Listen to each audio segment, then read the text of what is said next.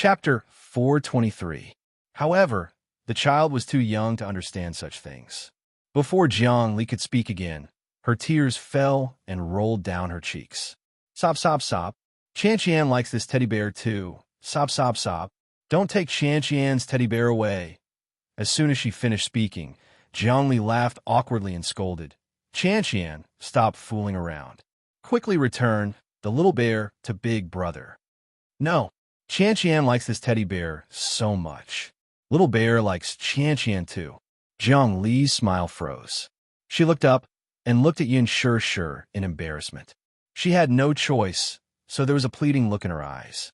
Qian had been pampered since she was young, so it was inevitable that she would be willful at times.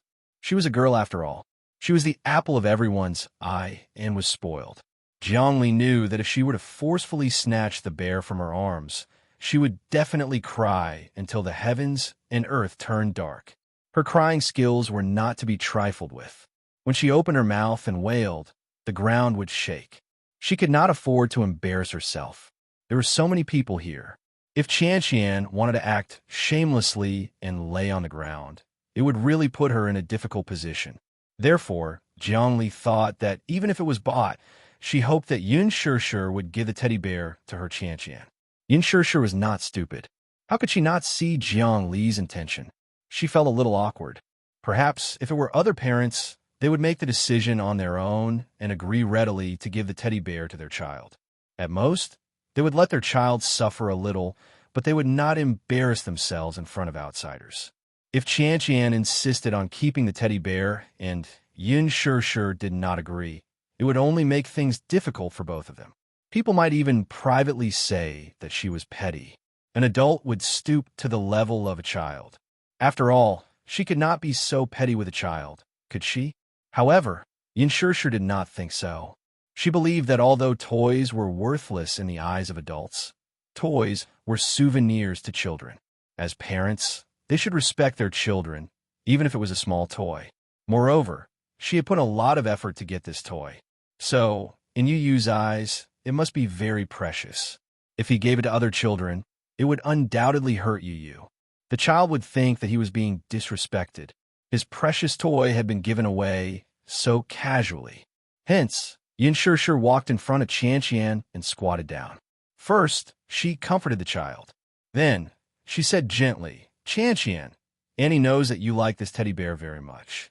But do you know who the owner of this teddy bear is? Yes, Auntie. No, it's Yu Yu Gidge. Yin Shi pulled Yu Yu to her side and said to Qian, this toy belongs to Yu Yu. Annie really wants to give it to Qian because Qian is so cute. But this toy is Yu Yu's favorite playmate. Qian, do you have a favorite toy? Yes, there are many at home. Qian held back her tears and replied with a sob. Then, if your mommy gives your toy to other children without your permission, will Qian be angry? Of course I will be angry. Very, very angry. Qian said angrily. Chapter 424. So, Qian, are you willing to return this plush toy to brother? Yin Shi asked gently. When she saw Qian's expression waver, she lowered her head reluctantly and added, Annie will win another pair of plush teddy bears for you later. Okay? Yu Yu's heart skipped a beat when he heard that. His face turned pale instantly. The little munchkin's heart ached when he thought about how his mommy would have to play games to appease this brat. Hence, when Qian reluctantly returned the plush toy to Yu Yu gritted his teeth and pretended to be generous as he pushed the toy back to her. I don't want it anymore. I'll give his plush toy to you. Qian's eyes widened in surprise. Jiang Li was also surprised by Yu Yu's maturity and generosity. She immediately urged her. Qian, hurry up and thank brother. Thank you, brother. Thank you, brother. Qian loves Yu Yu the most. Yu Yu turned his face away proudly. But he did not like her. Yin Shi stroked Yu Yu's head gently. She felt sorry for his generosity and maturity. Yu Yu is so warm. You know how to give in to your sister. You can't stoop to the level of a child. Yu Yu shrugged helplessly when Jiang Li could not hear them. Yin Shi did not know whether to laugh or cry. Did he forget that he was still a child when he said that? Yin Shi was surprised when she saw that he was so generous to give the toy to Qian. She thought about winning another prize for Yu. Hence, when Yun saw the 1.5-meter-long plush toy on the stage, she stopped in her tracks. Yu, do you like it? I like it, but all right, wait for mommy. With that, Yun walked forward. The condition to win this prize was to use the toy gun to burst 20 balloons within 60 seconds. 20. Yun eyes lit up. Killing 20 players within 60 minutes wasn't a very harsh condition. During her military training in university, shooting was part of her discipline. Therefore, she was quite confident in winning this prize. However, this idea was completely dispelled when she picked up the imitation toy gun. It was extraordinarily heavy. It was about the same weight as the gun she used during military training. Moreover, it didn't feel good to the touch. Although it was heavy, it looked very inferior. After weighing it in her hand, she finally managed to get used to it. The staff member walked over and was about to ask when Yun flashed her VIP ticket. The staff member understood what she meant and announced a few important points and some rules of the game. As soon as the rules of the game were explained, Yun lost her confidence. It turned out that this game was not only about strength, but also a certain amount of luck. Just popping the balloons wasn't enough. Popping a balloon would drop a point coin. If he wanted to win the giant panda, he had to pop 20 balloons within 60 seconds and reach 200 points. It was a little difficult. There was no such thing as a free lunch in the world. However, it didn't matter how difficult it was. Since he was already here, he might as well play to his heart's content. Hence, the game began. The bullet accurately hit the balloon, but it didn't burst. However, generally speaking, the smaller the balloon, the more elastic it was. The bullet shot from the toy gun didn't have a strong impact. If the angle wasn't accurate enough, it would be difficult to burst the balloon. The balloon was elastic enough to bounce off the bullet. He fired 5 rounds in a row, but all of them missed. Chapter 425. Yun was a little depressed. Time flew by. Of course, when the time was up, Yun put down the toy gun dejectedly.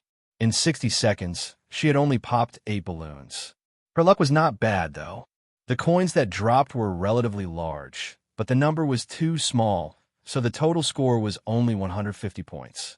Yun Tianyu went forward to hug the toy gun. His body almost swayed under the weight of the heavy gun, so he quickly put it back to its original position. It was so heavy. Yun told him helplessly, "This game is too difficult."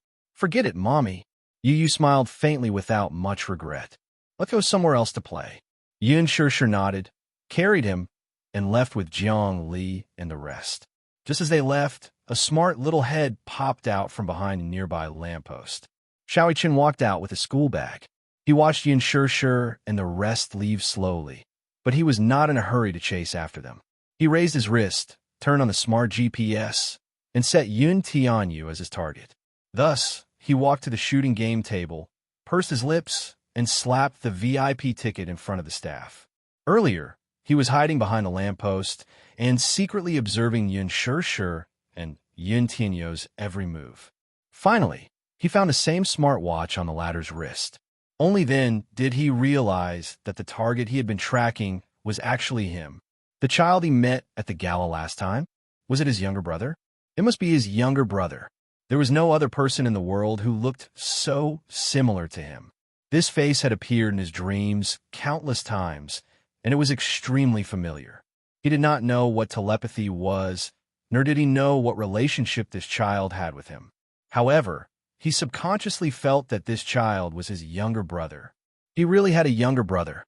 This was not a dream. Although he was surprised, he was not in a hurry to expose himself. Instead, he secretly followed them. He saw Yun repeatedly challenging a boring shooting game 4 or 5 times just to win a plushie for Yun Tianyu. When he saw the other children fighting for the toys with Yun Tianyu, Yun did not side with the other children. Instead, she protected her child's feelings. He saw Yun pitiful and touched expression when Yun Tianyu gave up the toy. He even saw her playing a boring shooting game in order to win another prize for Yun Tianyu. Everything had been witnessed by his eyes. It wasn't like there wasn't any envy. This was especially so when Mu Yaja cruelly left him alone at the amusement park. His loneliness and disappointment only intensified when he saw the heartwarming interaction between the mother and son. While he was sad, he was also looking forward to it. He longed for a mommy like Yin Shirshir who would protect him, love him, and take care of him. He was also envious of Yin Shirshir. No matter what he did, his mommy would always stand by his side and not side with the other child. When he saw that Yin Shirshir's game did not meet the standards, he vaguely made up his mind. "Little brother, are you the one playing?" The staff walked over and curiously sized him up.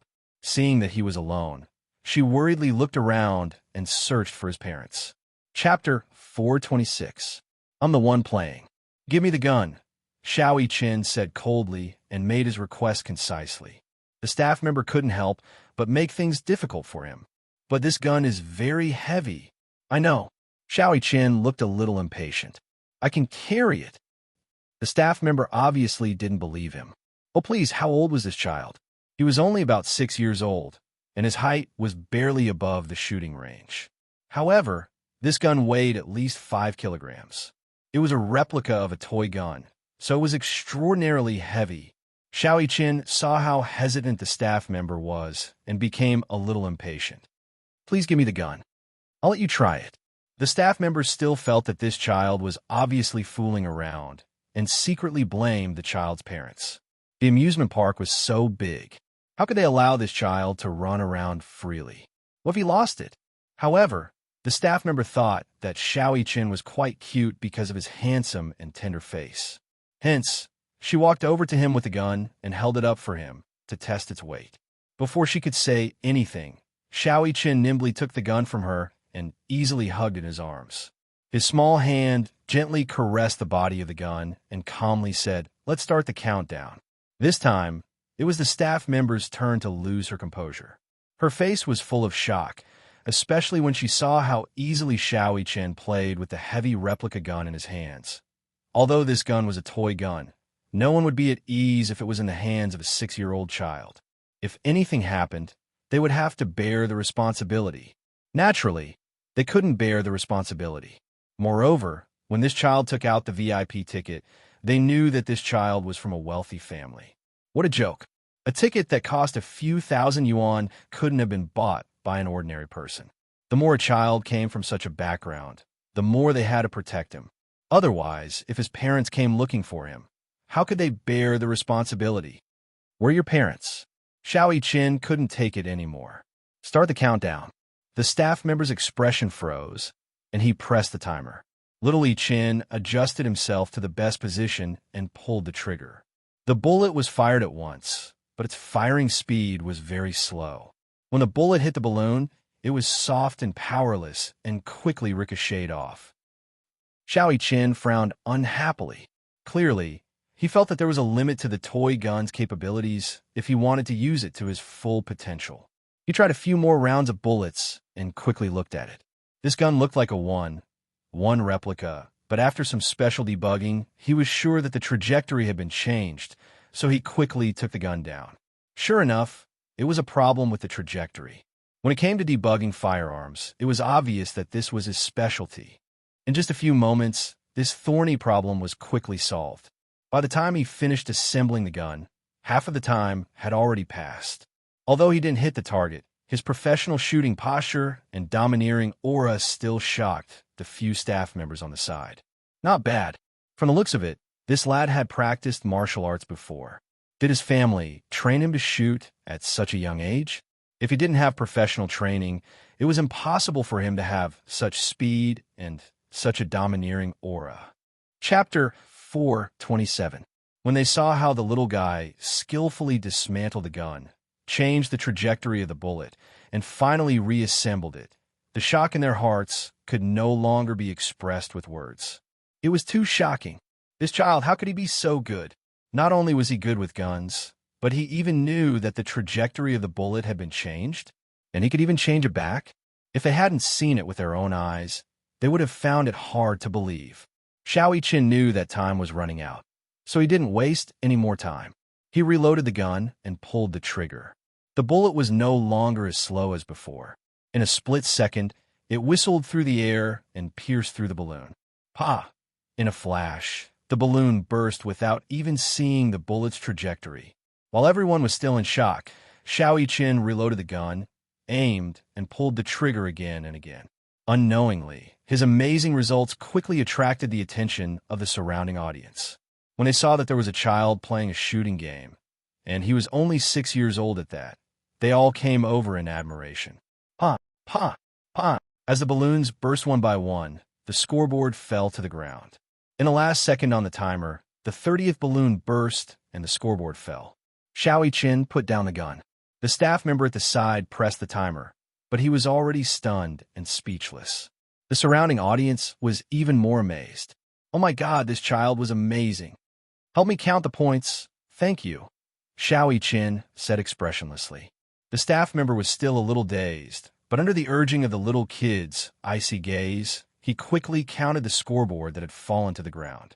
His luck wasn't good, so he didn't have many points. However, he won by having so many scoreboards. In total, he had more than 300 points. Xiao Yiqin raised his eyebrows, but he didn't show the excitement that everyone expected a child to have. It was as if he had already expected this result and was determined to get it. Little kid, congratulations. You have 320 points. What kind of prize do you want? Xiao Yiqin looked at the huge panda plushie on the display stage. His eyes moved, and there was a hint of gentleness in them as he pointed at it. Is that the panda over there?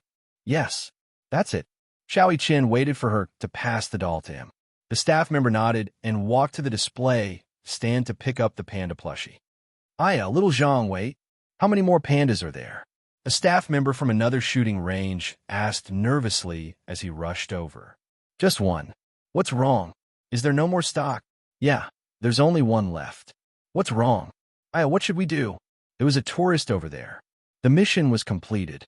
What a coincidence. He also wants this panda. Do you have any tourists on your side? Yes. Little Zhang nodded. He recalled Xiao Yiqin's swift and fierce movements when he was shooting. He still hadn't recovered from the shock. Then what should we do? That tourist over there also took a fancy to it. But the tourist on my side also took a fancy to it. Which one? Let me see. That child over there. Do you see him? Chapter 428. The staff member looked in the direction that little Zhang was pointing at and saw a 6-year-old kid. His face darkened as he said suspiciously, Are you kidding me? That's a 6-year-old kid. Kids under the age of 10 can't play this game. The gun is so heavy and the rules are so strict.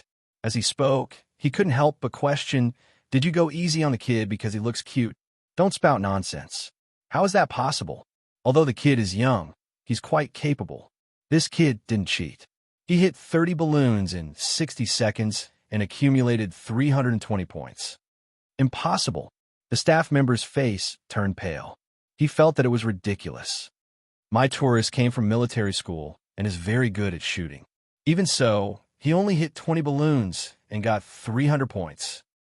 I'm not lying to you. The staff member didn't believe him.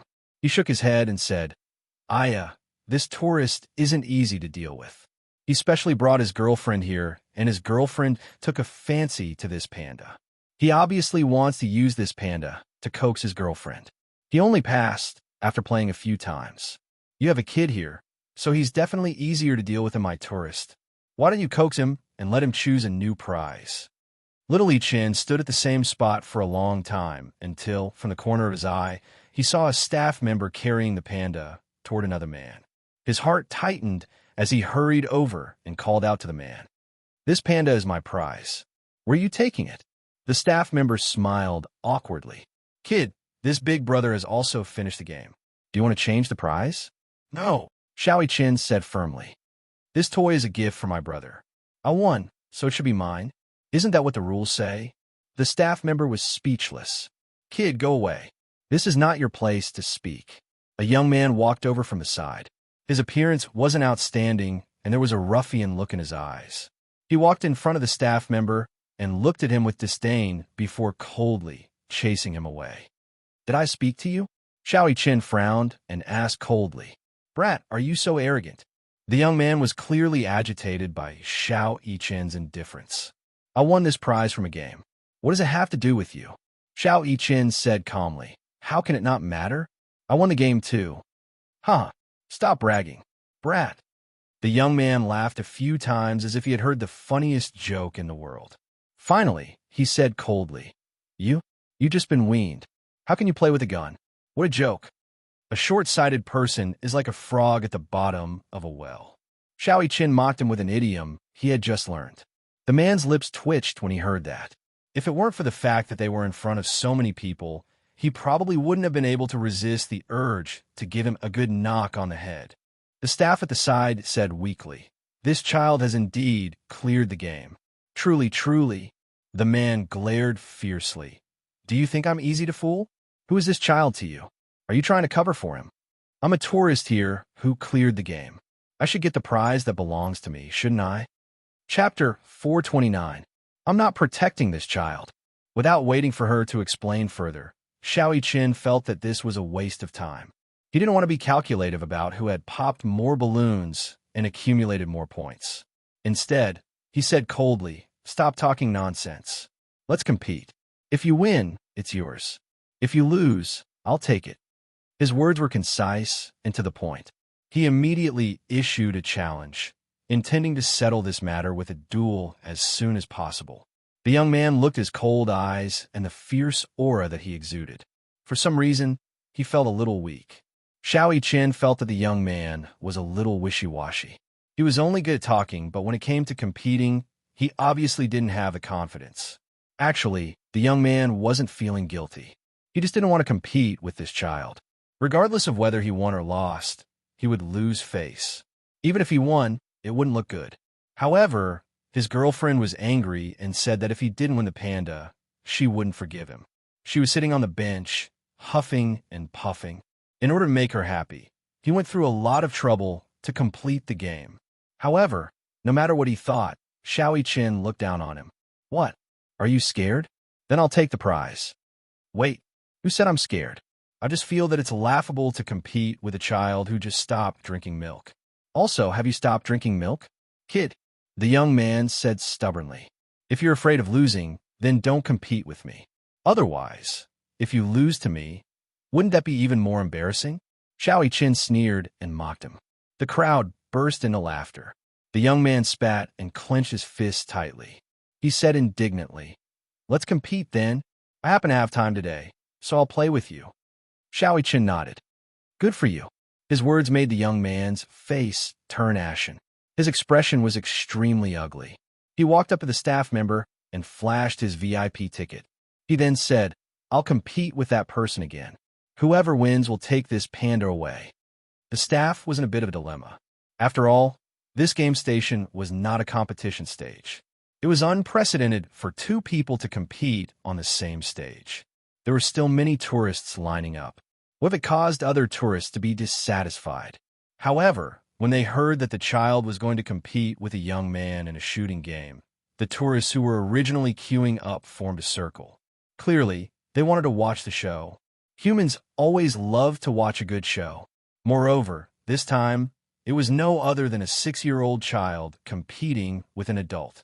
And such an adorable little one at that. This was truly astonishing. They were quite curious as to whether this child was capable or not. Was it the child's words that carried no harm, or was it a young talent? Therefore, everyone was curious and wanted to know who would win in the end. The man was in a difficult position. Now that the people around him were jeering with the attitude of watching a good show, he didn't have the chance to back out now. However, on second thought, how capable could a 6-year-old child be? He had served in the military before. No matter how amazing this 6-year-old child's shooting skills were, it would be difficult for him to compare. Moreover, he wasn't the one who wanted to compete. Chapter 430. With that thought in mind, he stopped worrying and stood in front of the shooting platform. He rubbed his palms together, eager to give a try. Little Yiqin, on the other hand, had the foresight this time. Previously, he did not know that the gun's trajectory had been changed, so he wasted half of his time. This time, he wanted to adjust the gun's trajectory in advance before reassembling it. After all, he could not afford to make any mistakes when competing with other people. He was determined to win this panda. The man watched him dismantle and reassemble the gun from the side, secretly laughing in his heart. This kid is a prodigal. What does a 6-year-old kid know about guns? Can he know better than me? Dismantling and reassembling the gun, the kid might accidentally lose a part of the gun. When the game starts, the gun won't be able to shoot. Don't blame me for being heartless. Are you ready? The staff member held the timer and saw that both sides had already raised their guns and were eyeing the balloon board covetously. So he said, "Begin." As soon as he finished speaking, the man took the lead and fired the first round of bullets. He opened the door to victory and burst a balloon in an instant. His technique was quite professional. At least he did not look like a layman. When the crowd looked at the other side, they were all stunned. They saw Xiao Yichen aiming at the balloon board. Every bullet he fired hit the balloon accurately. Then, he swiftly loaded the gun and pulled the trigger again. His movements were as smooth as flowing water. The bullets shot out were like thunder, with an irresistible force. Bang! Bang! Bang! The sound of balloons bursting could be heard continuously. This was undoubtedly a competition of equal strength. No, if the two sides were to be compared, those who were observant would realize that Xiao Yichen's hand speed was faster than the man's by a few seconds. Compared to the man's frantic movements, his face was calm and his posture was as steady as a mountain. Looking at the balloon board, his breathing was calm and his gaze was like a torch. The fierceness and murderous intent in his eyes was not something a child should have. His movements were unbelievably coordinated. The whole process was seamless, as if he and the gun had become one. Their coordination was perfect. The speed of the cutting was too much for the eyes to take in. This was clearly a one-sided showdown. Everyone was dumbfounded by what they saw. In comparison, this child was the real expert. While they were curious about how a 6-year-old child could be so accurate with a gun, time passed quickly. Soon, a countdown was announced. 8, 7, 3, 2. At the last second, Xiao Yichen raised his gun and narrowed his eyes coldly. The corners of his mouth suddenly curved into a cold and evil smile. This smile was like a confident smile with victory in his grasp. He pulled the trigger. The bullet pierced the balloon and whizzed away. The last balloon on the balloon board, along with the accumulated points card inside, shattered and fell to the ground with a popping sound. Time's up. The staff called for a halt. However, at this moment, the surrounding crowd fell into a suffocating silence. No one cheered and no one made a sound. Everyone held their breath and waited for the staff to announce the final result. Chapter 431. The man was obviously very confident in his results. He had counted the number of balloons he had shot.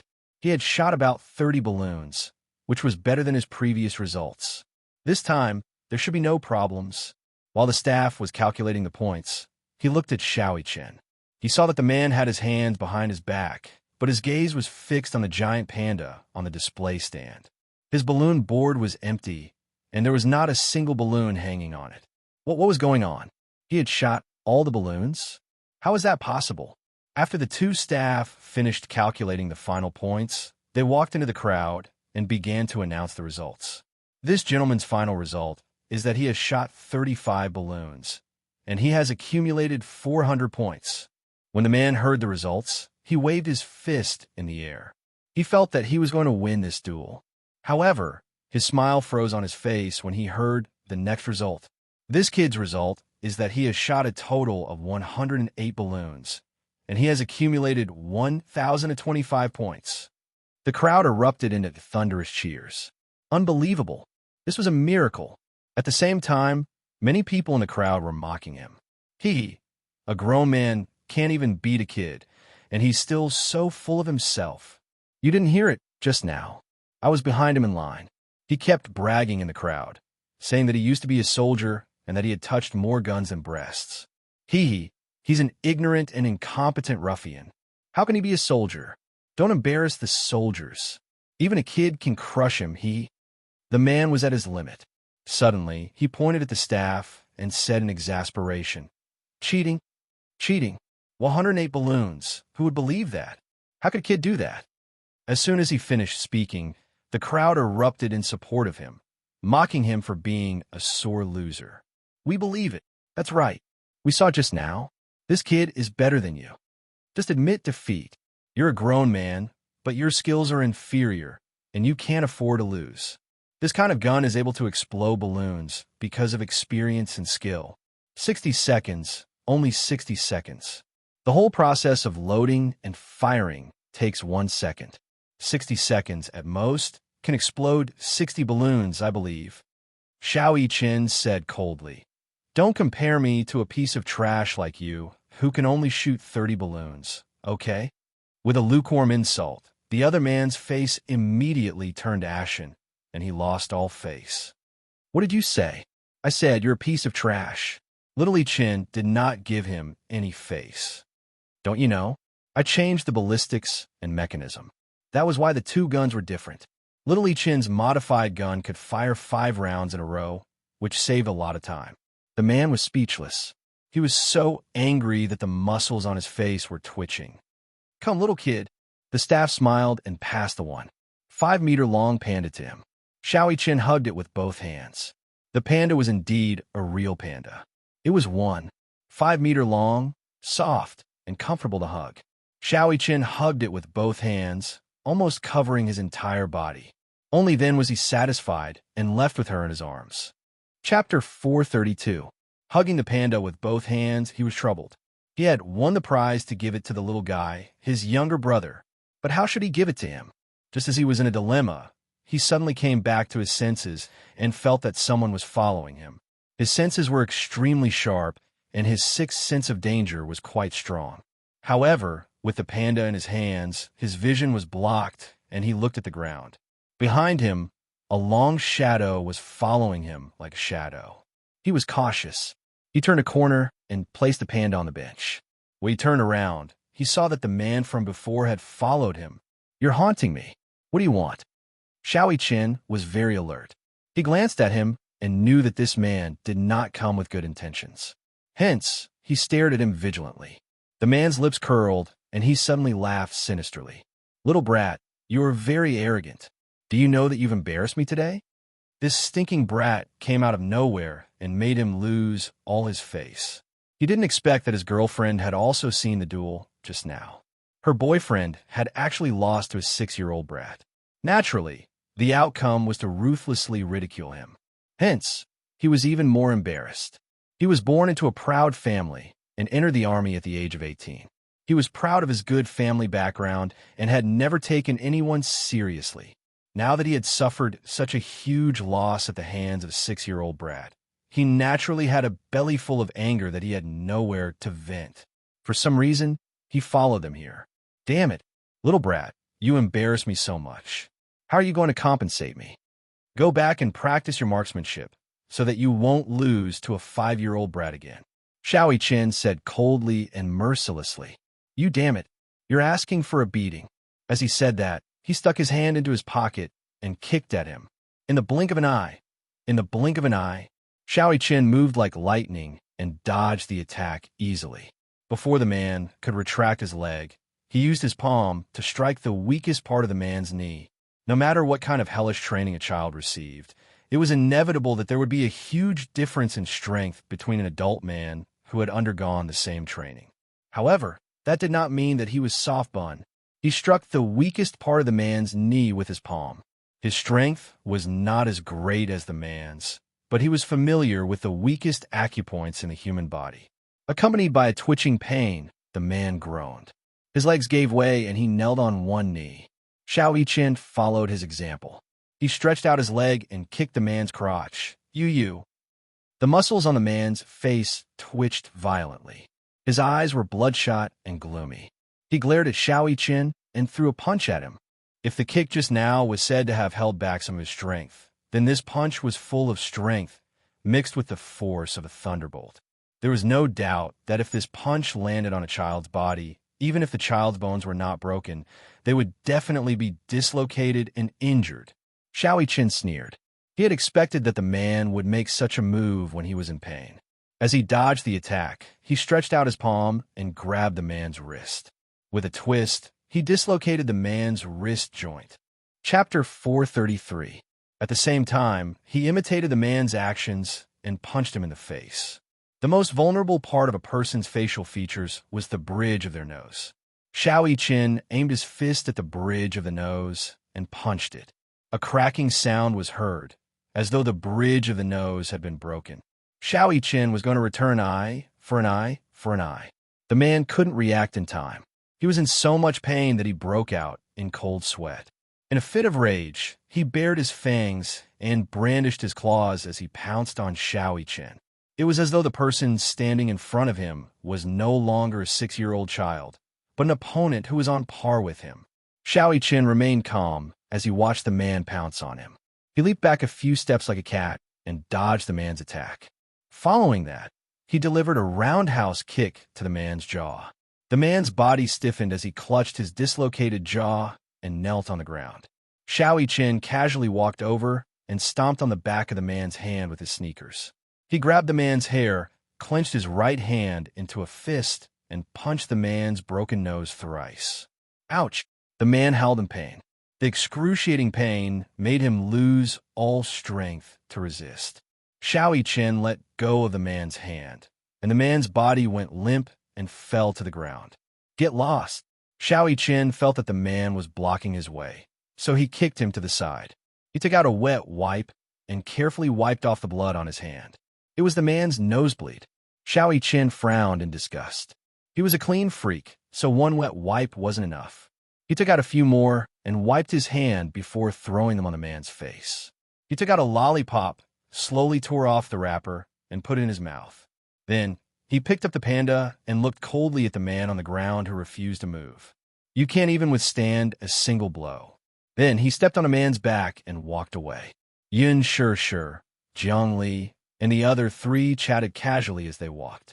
Compared to her previous coldness, after chatting for a while, Yun Shi gradually became familiar with her, but even so, she still didn't talk much.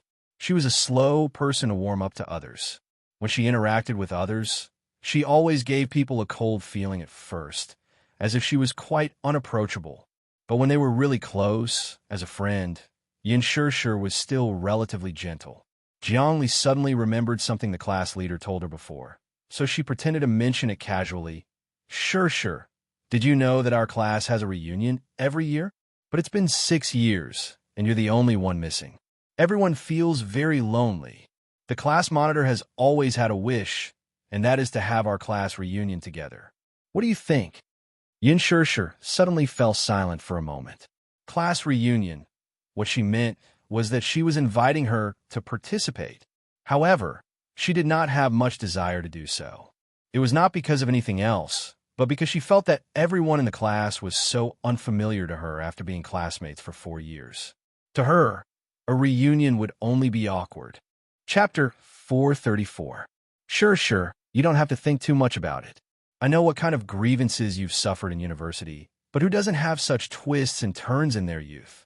All these joys and sorrows are now in the past. Now, when classmates gather together, it's more about reminiscing about their youth. After all, it's hard to erase the feelings of being classmates for 4 years. Yes, I know. Yin Tianyu walked to the side and listened in silence. When he heard that his mommy seemed to have suffered a lot in university, his heart ached slightly. It should have something to do with him. He had more or less heard from Yun Na that his mommy had put in a lot of effort to take care of him in university. In school, rumors about his mommy's unmarried child had spread like wildfire. When the school heard about it, they almost expelled her from school. Thinking of this, he did not know why. But even though he knew that this matter had nothing to do with Jiang Li, he felt a little disgusted with her. Why did she talk about the past in such a nonchalant tone? Could it be that the so-called pain had become a memory and was no longer painful? Not to mention feeling empathy. How could one know how painful it was if they were not pricked by needles themselves? She even said that she treated his mommy as a friend, but he knew that she was up to no good. Jiang Li did not notice the silent and indifferent Yun Tianyu at the side. Naturally, she did not know what the little lad was secretly criticizing her in his heart. She was only trying her best to persuade Yin Shi. Sure, do me the honor of attending the class reunion next month. Just take it as giving me some face. That's fine. Everyone misses you. I wonder how you've been for the past 6 years. Are you doing well?" As she spoke, she took out a text message to show her. "Look, the class monitor specially instructed me to invite you. Such a difficult task has fallen on me. You won't watch me fail to complete my mission and be condemned by everyone, right?" Yin Shishir could not help but be amused by her. "Why are you exaggerating?" "Exaggerating? This isn't an exaggeration at all. It's been 6 years. We haven't seen each other for 6 years. How many 6 years do you have in life? When you graduate, you disappear without a word with your diploma. It's rare for me to meet you today. It's fate. No matter what, you must come." Jiang Li's attitude was stubborn as she begged again and again. Yin Shishir couldn't refuse, so she reluctantly agreed. Jiang Li was so excited that she jumped 3 feet high. She hugged Yin Shishir and shouted a few times. Then, she immediately shared the news in the WeChat group. The group instantly exploded. Everyone was very excited. Yin Shishir had once suffered a lot of rumors and slanders, but she was the most popular campus belle in the university. After disappearing for 6 years, all the members of the class had finally gathered. The most excited one was the class monitor. Jiang Li teased a few times, obviously in a good mood. Without realizing it, the 4 of them had reached the entrance of the haunted house. Yin Tianyo's interest was piqued, and he wanted to go in and play. "Mommy, do you dare to go in and play?" Standing at the entrance of the haunted house, Yin Tianyu smirked as he hugged Yin Shishir's arm. Yin Shishir looked at him in surprise. "You want to play?" "I want to play. I want to play," he said coquettishly. "I want Mommy to play with me." Chapter 435. It's very dark inside, though. Yin Shishir was a little afraid of the dark. Yin Tianyu smiled. "What are you afraid of, Mommy? You have me, don't you? This is an adult attraction. Are you really not afraid?" In order to cater to the youths, Fairy Tale Valley also had attractions for them. Among them, the haunted house was the most popular, but because it was geared toward the youths, its terror index was quite high. Children above the age of 5 and below the age of 10 had to be accompanied by their parents to participate. Yin Tianyu was not afraid, though. He was the one who came up with a few segments of this attraction. What was there to be afraid of? It was all fake. "I'm not afraid. I'll protect Mommy." "Okay." Yin Shishir naturally let him be. She turned to ask Jiang Li, "Do you guys want to play?" "No. Our Chan Qian is afraid of the dark and ghosts. You guys should play. I'll wait for you outside." Jiang Li smiled helplessly. "Okay. You guys can go to other attractions to play, too. It's fine. I'm tired, too. I'll bring Chan Qian to the rest area for a while," Jiang Li said as she carried Chan Qian away. Chan Qian was obviously unwilling to leave. She waved her hands at Yin Tianyu reluctantly. Only after Jiang Li threatened her a few times did the little lowly obediently stop moving. Finally, Yin Tianyu was satisfied. His motive for choosing the haunted house was to get rid of this annoying brat. He was just enjoying some alone time with his mommy when this brat appeared out of nowhere and kept sticking to him. Yin Tianyu was very depressed. The queue was very long. Even if it was the VIP passage, there were still quite a few people lining up. The haunted house was a reincarnation game. Only 15 visitors could enter at a time. After 10 minutes of free walking, the staff inside would lead them to the exit. While waiting, Yin Tianyu's peripheral vision caught the attention of a giant panda behind him. Among the crowd, a child was carrying a giant panda, which was particularly eye-catching. The panda was huge, about 1.5 meters long. The child's height was shorter than it, so he was blocked from sight by it. Hence, from afar, he saw the panda's adorable face facing him. Its black eyes were playful and adorable. Yin Tianyu exclaimed in surprise. Was this not the panda plushie that his mother wanted to win for him earlier? Who would have thought that it would fall into someone else's hands so soon after he left? Yin Tianyu stared at the panda for a while more before turning his head away. Xiao Yichen, who was hiding behind the giant panda, let out a long sigh of relief. His heart, which had been hanging high in the air, finally calmed down. It was quite nerve-wracking. Xiao Yichen was extremely conflicted. She had chased him all the way here, but she didn't know how to give this gift to him. Hence, when he saw him enter the haunted house, he joined the queue behind him. However, when he saw Yun Tianyu turn around to stare at the panda, his heart thundered.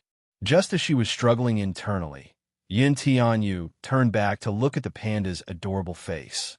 It was obvious that he was quite fond of it. Hence, he walked toward Xiao Chen. Xiao Chen thought he was going somewhere, so he looked back in the direction he came from, but he didn't see anything. When he turned around, he saw that Yun Tianyu had actually stopped in front of him. From his vantage point, he could see a pair of British-style sneakers. Chapter 436. Xiao Chen was so stunned that he found it hard to breathe. This was the first time in their lives that the two little lads were so close to each other. They were only separated by a plushie. As the plushie was blocking Xiao Chen's face, Yun Tianyu could not see his face. Judging from his height, he was probably older than him. "Did your daddy win this panda for you?" Xiao Chen shyly buried his face in the plushie when he heard this. His muffled voice traveled through the plushie. "No, I won this." "Is it that balloon shooting game?" Yun Tianyu was a little surprised. "Yes." Yun Tianyu's face broke into a smile. "Wow, that's awesome." Inwardly, however, he thought, how is that possible? Even adults find it hard to clear that game. How can a child of his age complete it? On second thought, though, the advanced mathematics papers he usually did had stumped the top students in high school. It was not surprising. "What's your score?" Yun Tianyu was a little curious about this child's standard. Xiao Chen answered, 109 balloons, which cost more than 1,000 points. Yun Tianyu was speechless. 109 balloons in a minute, what a joke. He doubted the authenticity of this score. If this child really won, then he could not help but wonder if the difficulty of this game was too low. Yun Tianyu asked again, "Do you like this toy?" As one of the shareholders of Fairy Tale Valley, it was necessary for him to be concerned about the visitor's experience. Xiao Chen's voice was a little muffled. "I don't like it." Then why did you?" "I want it for my younger brother." Xiao Chen's usually cold and arrogant face blushed shyly. His voice was also timid, seemingly a little embarrassed. "Because my younger brother likes it, I want it and wanted to give it to him." For some reason, Xiao Chen's somewhat wooden way of expressing himself made Yun Tianyu's heart skip a beat. His lips curled into an approving smile. "You're such a good brother. I hope you'll have fun here." With that, Yun Tianyu returned to his team. Xiao Chen cautiously poked his head out from behind the giant panda. Looking at Yun Tianyu's back, he felt a little impulsive. He wanted to rush forward and give his younger brother, whom he had never met but could only appear in his dreams, a big hug. However, he did not dare to do so. What if his younger brother did not like him? What if his younger brother ignored him when he talked to him? Xiao Chen's heart to struggle to decide. Yun Tianyu to play to Yuns to the B to him. "Mommy, didn't you play that balloon shooting game last time? You wanted to win the panda plushie for me, but it was already won by someone else." Yun Tianyu raised his head and asked. Chapter 437. The panda in the crowd was particularly eye-catching. Its chubby face was adorably adorable as it stood among the crowd. At a closer look, it was as if the doll had come alive and was queuing up to enter the haunted house. Upon closer inspection, this panda was actually being carried by a child. It was just that this panda was too big. It was 5 meters tall and completely covered the child behind it. Yin Shirsher commented, "I wonder who's so good to actually clear this game." "Yes," Yin Tianyu suddenly said happily. Mommy, it's our turn." The staff started to check the tickets, starting from Yin Shirsher to Xiao Chen. There were exactly 15 people in total. However, when it was Xiao Chen's turn, the staff stopped him when she saw that he was carrying a panda and seemed to be alone. "Little friend, where are your parents? If you're a child, you have to be accompanied by your parents before you can play." Xiao Chen's face peeked out from behind the doll and said innocently, "My mommy and brother have already gone in." Seeing that he and the child who had just entered the haunted house were twins, the staff did not think much of it and reminded him, "Okay, but you must hurry up and not fall behind." "Thank you, Auntie." "Auntie," the staff's eyes twitched. She was clearly still a high school student, all right? Xiao Chen did not care about her ugly expression and hurried into the haunted house with the panda in his arms. The staff suddenly reacted and chased after him to ask, "Oh, right. Little friend, Do you want me to keep the doll in your hands for you? As soon as she finished speaking, she had already disappeared into the entrance. This haunted house was designed with the theme of Japanese horror as its theme. Most of the Japanese horror houses had a unique style and oriental colors, unlike those that relied on special effects and gore to create a scary atmosphere. Japanese horror mostly made use of people's fear of the unknown to create hair-raising images and sound effects to destroy people's willpower. Pulling open the curtain at the entrance and walking in, one would feel as if they had stepped into a dark and unknown world. This haunted house was designed as an abandoned hospital building. Its appearance was dilapidated and desolate, making one's heart tremble. There was no fixed route inside. Visitors were allowed to walk freely inside. This kind of design allowed the visitors to truly feel the terror of being in close proximity, and the design inside the haunted house was very realistic as well. The constantly flickering dim yellow light, the rusty chains, the rather aged and cracked walls, and the white bedsheet stained with blood, no matter what detail it was enough to make one's heart palpitate. While he was queuing, he took a look at the theme of the haunted house. This abandoned hospital used to be a huge private hospital with an excellent medical team and top-notch medical equipment. But later on, the director colluded with some underground black market organizations to sell fresh human organs. They injected people who were supposed to be healthy with sleeping drugs and even dissected them for experiments. Later, when the truth came to light, the director was taken away for investigation, and the hospital closed down. Gradually, it was abandoned, but the rumors of a haunted house slowly spread. Chapter 438. Xiao Qin pursed his lips tightly. When this batch of 15 visitors stepped into the haunted house, most of them had already dispersed. He tried his best to keep up with Yin Shishir and Yin Tianyu, who were walking in front, based on the sound alone. He was a little afraid of the dark, especially in such an environment. It was inevitable that he would feel a little flustered. Hence, the little guy could not help hugging the panda tighter, as if this could ward off some of his fear. Yin Shishir and Yin Tianyu walked in front. As the haunted house was very dim, and Yin Shishir was also a little afraid of the dark, she walked very slowly. Yin Tianyu walked beside her with a calm look on his face. It was not because of anything else, but because this haunted house was in its operational stage. He was among the first batch of people to try it out. He was very clear about the mode, the traps, and even the staff who would suddenly appear and pretend to be ghosts to scare people. Hence, the route he took with Yin Shishir was relatively safer. There were fewer traps, but there were not many people pretending to be ghosts. Along the way, there were no staff members pretending to be ghosts to block their way. Gradually, Yin Shishir relaxed a little. Xiao Qin followed closely behind them. He was so afraid that he did not look at the creepy props.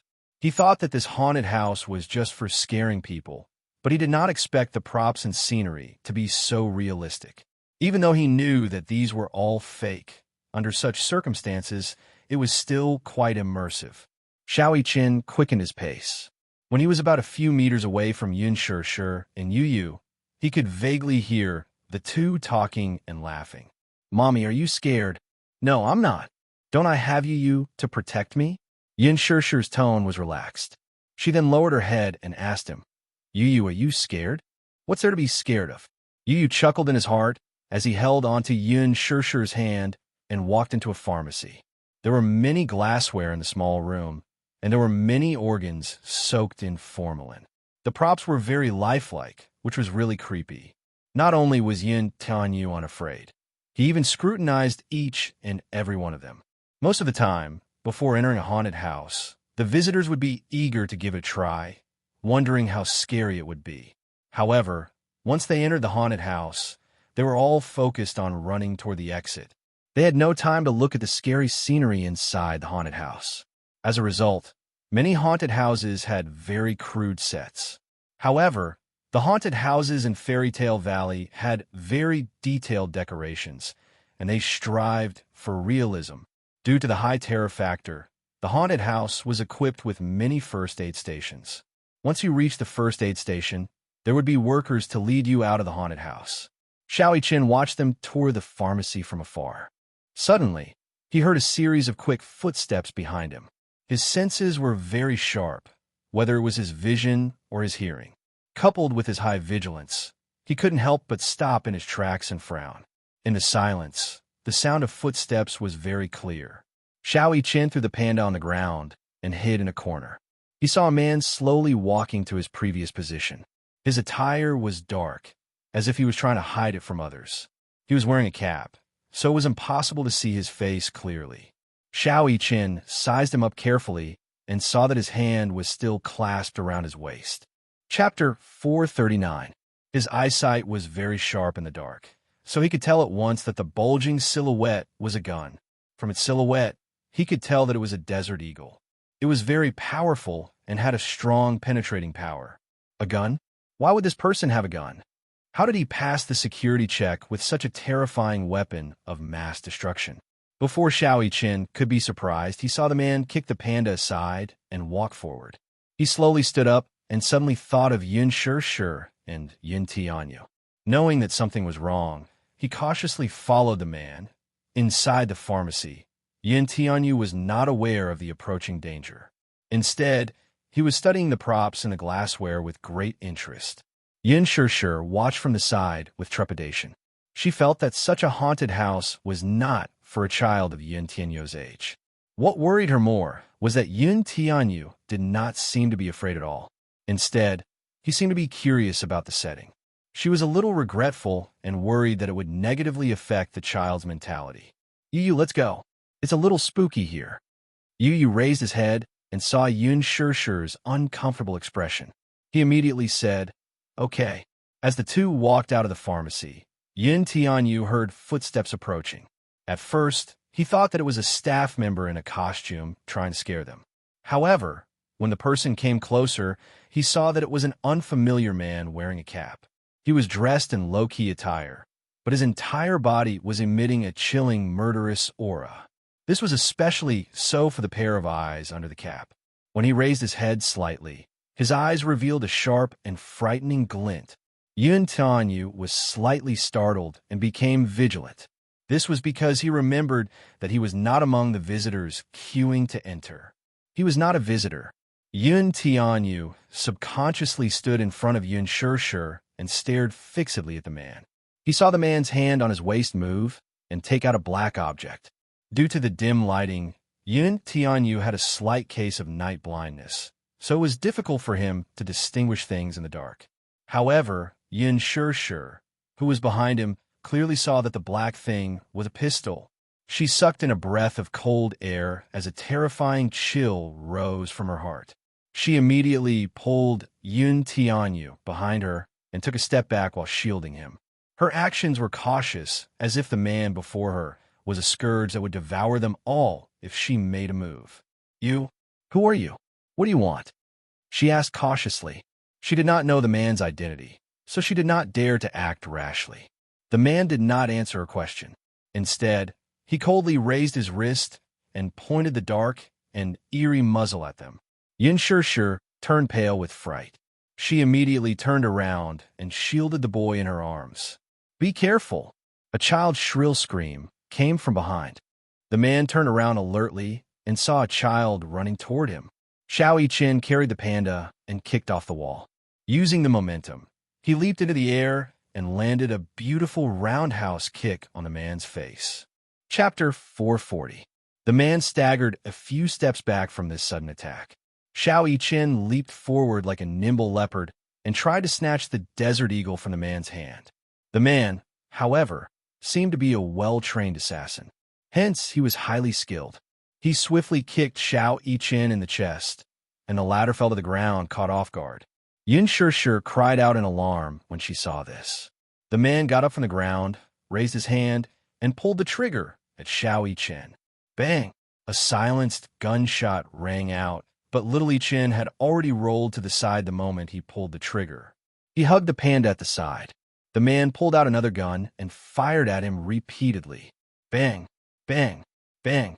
The enclosed space was instantly filled with the smell of gunpowder. He dodged nimbly, and with the cover of the plushie, he was not injured. However, when he looked at the panda plushie, It was already riddled with holes. That was the present he had won for Yu. Yet he shouted, Chin, narrowed his eyes in anger, and quickly pulled out a dagger from his sleeve. Whenever he went out, he would always carry a weapon with him for self-defense. Fairy Tale Valley security was strict, but it was only for adults. Luckily for him, the dagger finally came in handy. He quickly threw the dagger at the man. The man tried to evade it, but the space inside the haunted house was too small. His neck was still cut by the flying dagger. Due to his large movement, he accidentally knocked into the prop cabinet. With a loud bang, the cabinet toppled backward. Xiao Yiqin took advantage of his distraction to run toward Yin Shishir. He grabbed Yin Shishir's hand and told her, "Run. His target is you guys." Yin Shishir was scared out of her wits. She did not care why the child was here or what was going on as she ran after Xiao Yiqin. When they reached a fork in the road, Xiao Yiqin pulled Yin Tianyu along the right path. Yin Tianyu looked back, but his mommy was nowhere to be seen. It was too dark, and she must have taken the wrong path. Mommy, Yu was anxious and wanted to go back to look for her. Xiao Yiqin grabbed his arm tightly. Don't go. Go away. I want to find my mommy. In his desperation, Yu flung his hand away. He was worried about his mommy's safety and could not care less. Xiao Yiqin angrily stomped his feet and chased after him. However, when they turned the corner, they bumped into the man who was chasing after them. Yin was startled, while Xiao Yu. This man's target was Yin Tianyu. Xiao Yiqin immediately grabbed Yin Tianyu's arm and ran. As he ran, he said, "Don't worry. Your mommy will be fine. His target is you. He's here to kill you. Do you understand?" Yin Tianyu's eyes widened in shock. He was clearly in disbelief. The man's footsteps followed closely behind him. Xiao Yiqin anxiously looked back, only to see the man raise his wrist and aim at Yin Tianyu's back. He was about to pull the trigger. Xiao Yiqin knew that something was wrong. He immediately pounced on Yin Tianyu and pinned him to the ground. Chapter 441. Bang! The bullet pierced through the air and flew past his hair, shattering the glassware on the cabinet beside him. Not far from them was an ambulance. A few staff members rushed over when they heard the commotion. Xiao Yiqin seemed to have grasped at a life-saving straw as he shouted, Uncle! Uncle! Someone's trying to kill us! Someone's trying to kill us!" The few staff members did not take his words to heart. In the haunted house, most of the frightened visitors would shout for help like this. In fact, they were all frightened by the ghosts. Hence, they walked over and said with a smile, "Kids, don't be afraid. Uncle will bring you out." Halfway through their conversation, they saw that behind the two little munchkins, the man had yet to put away his gun. The cold muzzle of the gun was emitting a wisp of smoke. "Murder! Murder!" Before he could finish his words, a bullet pierced through his throat. Blood splattered on the wall. The pungent smell of blood permeated the air instantly. In the blink of an eye, the man's body fell limply to the ground, turning into a cold corpse. The other staff member was completely frightened and screamed, "Help! Help!" At this moment, a group of visitors was walking toward the exit. When they heard the gunshot and saw the corpse on the ground, a commotion broke out. "Murder! Someone's trying to kill us! Help! Ah!" Ear-piercing screams were incessant. The scene was chaotic and the crowd lost control. Using the cover, Xiao Yiqin got up from the ground with Yu and groped for the exit. Yu's mind was in a mess. On one hand, he was worried about his mother's safety.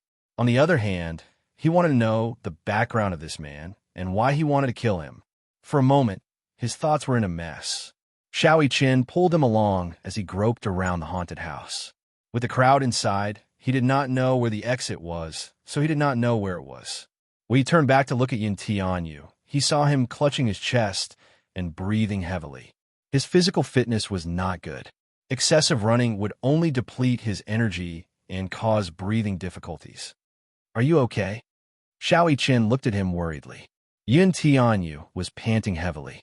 His small hand clutched his chest tightly as his face contorted in pain. His left hand fumbled in his trouser pocket and finally found a bottle of medicine. He swallowed the medicine, and his brows relaxed a little. Xiao Yiqin could not care less. He gritted his teeth and carried him on his back. Yu Yu's heart skipped a beat. You, don't speak. It's more important to conserve your energy. Xiao Yiqin said this as he looked around. Yin Tianyu took out his phone to check the route. Closing his eyes slightly, every escape route on the haunted house's blueprint appeared clearly in his mind. He slowly said, I know the way. Go straight ahead and turn left at the end. Are you sure? Little Yiqin was a little skeptical. Trust me. Okay. Following Yu Yu's direction, Xiao Yiqin carried him and dashed toward the exit. Yu Yu had a strong sense of direction. Even in the dark, he could tell which way would lead him to the exit with the help of the dim light. Chapter 442. Xiao Yiqin carried him on his back with nimble steps. His physical strength was considered outstanding even among teenagers, let alone children of his age. Soon, they successfully escaped from the haunted house. Outside the haunted house, the crowd was in a mess. Amidst the chaos, Xiao Yiqin vaguely saw a man hiding in the crowd, searching for them. Alarmed, he ran in the opposite direction. The man turned his gaze and quickly spotted Xiao Yiqin and Yin Tianyu in the crowd. He followed their footsteps and followed them closely. Yin Tianyu quickly recovered and struggled to get down from Xiao Yiqin's back. Xiao Yiqin held his hand tightly. Seeing the Ferris wheel not far away, he had an idea. Let's go. In front of the Ferris wheel, there were 2 long queues.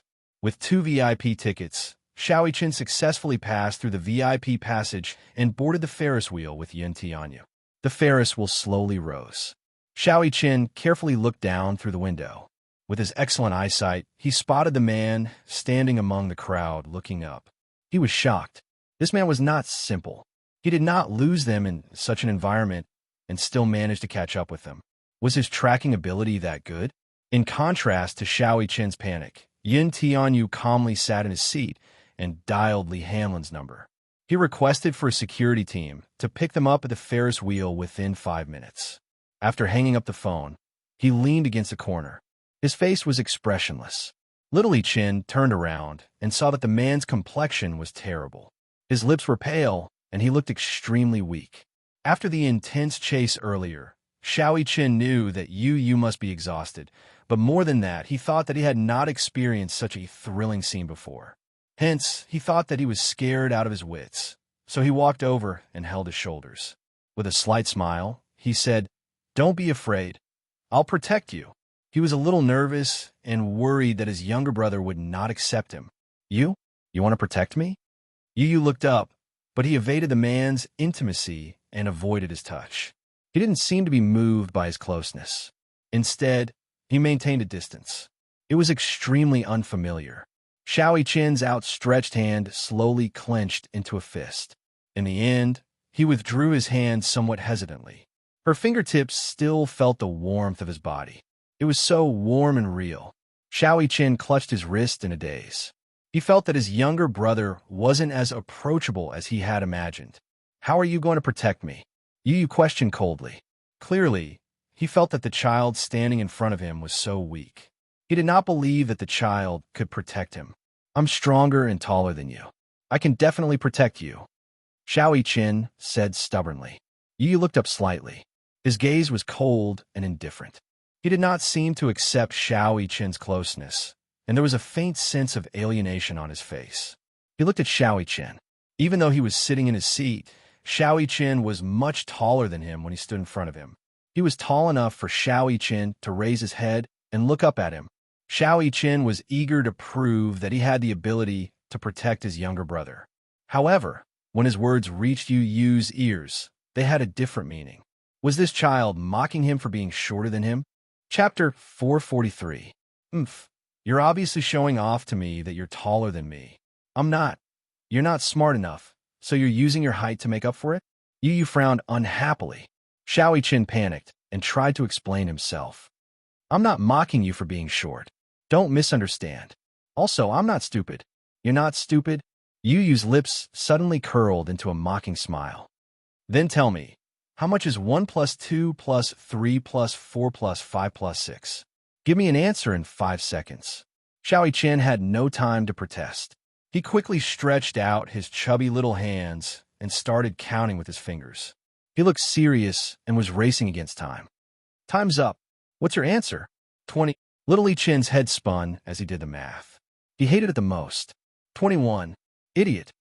Don't call me an idiot, Little Li Chen pouted. His confidence had been smashed to smithereens, and he felt aggrieved.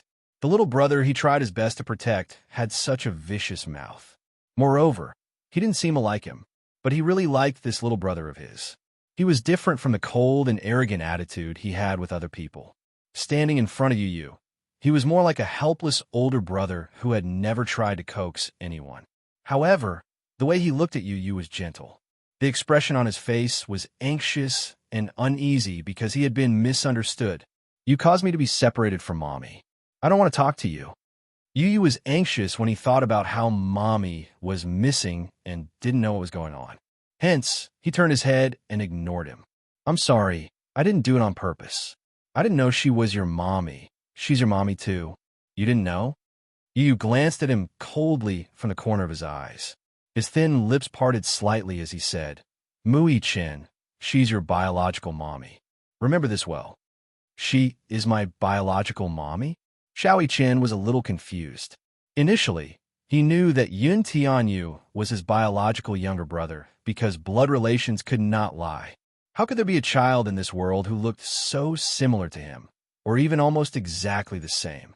The same blood flowed in his veins. Therefore, he had an inexplicable telepathic connection with his younger brother. It had been there for as long as he could remember. He would often have a dream.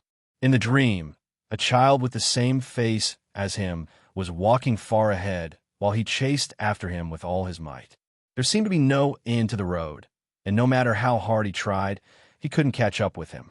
Gradually, as he grew up, he would often feel an inexplicable palpitation or even heartache. Sometimes his breathing would suddenly become hurried, and he would faint on the ground without any warning. Regarding his symptoms, the specialists were at a loss. After a series of examinations, they all said that his body was very healthy and did not have any illness or hidden illness. Not a clue. However, these symptoms did not stop there. They would often flare up without warning. As he grew up, his soul seemed to be able to enter that child's body in his dreams. Be it joy, anger, sorrow, or even illness, he could feel it as if it were his own body. He gradually understood that this was probably the shackles hidden in his bloodline. Chapter 444. Hence, when he first saw Yun Tianyu, he did not even question his identity and was certain that he was his younger brother. This was because the feeling this child gave him was exactly the same as in his dream. What he did not know, though, was that his biological mother was Yun Shishir. His first reaction was that Yun Shishir was Yun Tianyu's foster mother. Hence, he naturally assumed that Yun Tianyu was unaware of his real identity and had been kept in the dark all this while. Hence, he was very surprised by Yun Tianyu's words. I have a mommy, he reminded him softly. Brother, my mommy is also your mommy. Mui Chen, I only have one mommy. Yun Tianyu frowned. Although he knew that Mu Yaja had not mentioned who his biological mother was to Xiao Chen, he was still dissatisfied with his brother's inability to differentiate right from wrong and acknowledge a thief as his mother behavior. Yes, she's your adoptive mother, but I can see that she treats you well. How do you say that idiom? He tried hard to recall and suddenly smacked his head. Yes, I remember now. Treat her as one's own. The corner of Yu's eyes twitched violently as he angrily said, You can't differentiate right from wrong. Shut up. You're so fierce. Xiao Chen was also a little angry. Can you not be so fierce to me? I'm your brother. That's because you don't even acknowledge your biological mother. Why should I acknowledge you? Yun Tianyu was angry at his ignorance and did not want to bother with him as he coldly retorted. He was like a summer insect that could not be compared to ice. All right, don't be angry. Xiao Chen somewhat clumsily coaxed him. Now is not the time to bicker. Let's look for Mommy together later. Yu frowned but did not say anything in the end. What's your name? Yu raised his head. His eyes flickered before he finally answered reluctantly. Yun Tianyu. Yun Tianyu? How do you write it? Xiao Chen curiously grabbed his palm. Yun Tianyu wanted to retract his hand in shock, but he realized that Mui Chen was too strong. No matter how hard he tried, he could not break free from his grip. Xiao Qin didn't see the resistance in his eyes at all. He only wanted to learn how to write his name. So he wrote the character Yun on his palm stroke by stroke. His eyes were dark and bright as he looked at him. Is it this cloud? Yes. What about Tian? Xiao Qin wrote the word Tian again. Is it written like this? Yes. Yun Tianyu gradually lost his patience. How could this fellow be so stupid that he could not even recognize words? The last word. Xiao Qin wrote the word again on his palm and frowned. Is it this again? Yun Tianyu furrowed his brows in displeasure. It's the bless and bless. How do you write it? Yun Tianyu was so infuriated by him that he almost lost his temper. He coldly spat out, "Idiot, stop talking." Being together with him was dragging down his IQ. Xiao Qin then took out his phone and searched for how to write the word. Yun Tianyu suddenly saw the watch on his wrist. Frowning, he grabbed his wrist. "Where did you get this watch?" "My daddy gave it to me for my birthday," Xiao Qin answered. Looking at the smartwatch on Yu's wrist, he asked curiously, "Who gave it to you?" Chapter 445.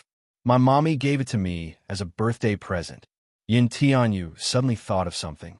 Are your watch's GPS and Bluetooth functions turned on? Yes. Turn it off, he ordered at once. What's wrong? Don't ask so many questions. Turn it off first. With that, he turned off his watch's Bluetooth and GPS functions. Xiao Qin did not know why he made such a request, but he did as he was told. Yun Tianyu suddenly felt that something was amiss. What was even stranger was that the Ferris wheel, which was supposed to run for 5 minutes, did not stop even after 10 minutes had passed. It had already spun for so long, and it showed no signs of stopping. Was it malfunctioning? A sense of uneasiness rose in his heart. He had a feeling that the Ferris wheel had been spinning for so long. It was not as simple as a malfunction. He stood up and walked to the door. With his hand on the door, he looked at the crowd through the window. At that moment, the machine suddenly shook violently.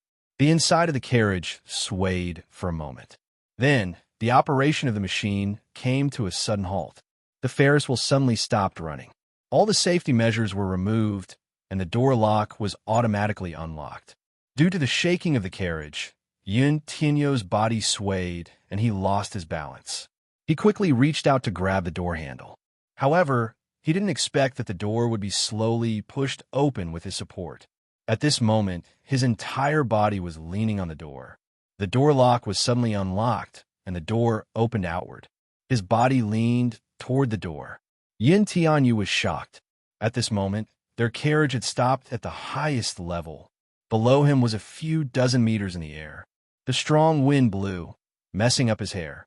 At this moment, he could not support his center of gravity and was falling.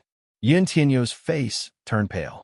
This accident happened so suddenly that he did not even have time to react before his body fell halfway. Yu. At this critical moment, Xiao Qin pounced on him and grabbed his arm tightly. High up in the air, Yun Tianyu's body hung outside the carriage. His feet were in the air, and one of his arms was barely hanging on to the edge of the carriage. His other arm was tightly held by Xiao Qin. Even though he was fast, he was still dragged half a meter away by Yu. Yun Tianyu raised his head and saw Xiao Qin's face turning red from overexertion. Blue veins gradually appeared on his forehead, and thick, cold sweat trickled down his cheeks. Yun Tianyu was a little surprised. His older brother's grip strength was amazing. Just one of his arms was enough to support his entire weight. Xiao Qin struggled to hold onto his hand, but the car, which was suspended in midair, continued to sway uncontrollably. While bearing the weight of Yun Tianyu, it still had to maintain its center of gravity. He didn't know if the machine had malfunctioned or something else, but it just stopped moving. Xiao Qin's body gradually slid out of the car. Seeing that the two little munchkins were about to fall out of the car, Xiao Qin gritted his teeth and reached out to grab hold of the window. Only then did he manage to stabilize the situation. Yun Tianyu's arm, which was being held tightly by him, was obviously strained. The sharp pain from the tearing of his muscles made him break out in cold sweat. Xiao Qin was not in a better state. His one arm was bearing almost all of Yun Tianyo's weight. If not for his training, his arm would have been dislocated by now. Chapter 446. Hold on to me. Don't let go. Xiao Yiqin squeezed out these words with much difficulty. Yun Tianyu grabbed Mu Yiqin's wrist. He could feel his trembling wrist. His heart ached as he looked at the latter's face, which was covered in cold sweat. He clenched his teeth tightly as he tried to think of a way to climb into the car. He knew that Xiao Yiqin could not hold on for long. However, the car was already swaying due to the tilt. He could feel the vibrations coming from the car with just a slight movement. After a few attempts, Yun Tianyu gave up. At this moment, he had calmed down as fast as he could and was thinking of a way to turn the situation around. As he pondered, beads of cold sweat rolled down from his forehead to his cheeks and were blown away by the strong wind. On the one hand, it was because of his nervousness and fear. He knew very well that a child's endurance was limited. Even if little Yiqin was unwilling to let go of his hand in order to save him, his arm would cramp, dislocate, or even break under the heavy weight for a long time. When that happened, both of them would lose control and fall to the ground. In order to hold on to him, Xiao Yiqin exerted all his strength. He gritted his teeth so hard that he wanted to break them. He was so focused on this that he did not have the energy to think of anything else. The situation was at a stalemate. After being separated from the two little lads, Yin Shishir fumbled around the haunted house for quite some time. Perhaps it was because when a person was extremely worried about another matter, they would not be afraid of certain terrifying things. Therefore, when she accidentally fell to the ground and touched a prop of a rotten corpse, she did not feel the slightest bit of fear. She was only thinking about how the two children were doing. Were they all right? She was so worried that she was about to cry. She had a terrible sense of direction. When she finally found the first aid station, there was no one there. However, she was lucky enough to find a survival blueprint on the table. She held it in her hands as if she had found a treasure. Following the escape route outlined on the blueprint, she finally ran out of the haunted house. However, she saw that the crowd outside was in a mess, and there were people shouting for help from time to time. Yin Shishir kept searching for Yu and Xiao Yiqin in the crowd. She was so anxious that her voice trembled. Sorry, have you seen two 6-year-old children? Hello, may I ask if you've seen the two children? Many people turned their heads indifferently. In her anxiety, Yin Shishir heard someone in the crowd say, Quick, go take a look. The Ferris wheel has malfunctioned, and the two children are trapped on it. When she heard this, she immediately pushed the crowd. She grabbed the man's collar and asked in a panic, What did you say? You said that two children are trapped on the Ferris wheel? Yes. What kind of children are they? I can't see clearly. I only know that they are two children. As soon as he said that, Yin Shishir immediately ran in the direction of the Ferris wheel. Chapter 447. Li Hanlin was on high alert. No matter who they were, even if they were children, he ordered them to stay away. When Yin Shishir arrived at the scene, she was, without exception, chased away by the security personnel. She was in a daze as she was constantly pushed and even warned. As she was being pushed, she looked up and saw the two children hanging from the Ferris wheel. Her eyesight was not good, but from the color of their clothes, she could tell that the children hanging outside the window were Yu. Yu! She cried out in alarm and immediately struggled to get up. She cried and shouted, The two up there are my children. Something happened to them. I can't leave. I can't leave. The security guards did not listen to her explanation. Li Hanlin had ordered that no matter who they were, they should stay away and not get close. Yin Shishir held back her tears and said, I don't know who gave you the order, but please understand that I'm the mother of those two children. Please tell them to let me go. The two security guards looked at each other. In the end, they still felt a little sympathetic. Seeing that there was nothing suspicious about her, they didn't dare to take it lightly and sent someone to report it. Not long after, Li Hanlin arrived. When he saw that it was Yin Shishir, he immediately said, Miss Yin, you're here. Principal Li, why are you here? Yin Shishir was shocked, but she did not have time to think. Yu is up there. My two children are up there. What should I do? Don't panic. I've already sent someone to think of a way. Lee Hanlon held the walkie-talkie. When will the emergency backup arrive? Mr. Lee, we're already thinking of a way. The person reported. D*M*. Lee Hanlon gritted his teeth and cursed. The staff had just reported that the Ferris wheel had malfunctioned, not because of the machine, but because of human error. Human error. This meant that the Ferris wheel malfunction was not accidental, but premeditated. He had sent someone to check the surveillance footage, but before the Ferris wheel malfunctioned, the closed-circuit system had been cut off, so all the surveillance footage during that period of time had been lost. Right now, he couldn't think of anything else. He could only wait for help. The malfunction of the Ferris wheel had been fixed, but when the children were in danger, they had to consider their safety first, so it could not be started. Yun Shershur stood at the bottom of the Ferris wheel and stared at the carriage hanging at the top with trepidation. Due to the tilt on one side, the carriage seemed to be on the verge of collapsing. Yun Tianyu was hanging outside the carriage for an unknown period of time. The strong wind was blowing at high altitudes, and his body was already thin and frail. Her heart clenched tightly. She nervously covered her mouth as tears streamed down her face. She wanted to do something, but she was completely powerless at the moment. The only thing she could do was to watch helplessly. This feeling of powerlessness and defeat filled his entire body. If she could, even if she had to use her life in exchange for the safety of these two children, she would not hesitate to do so.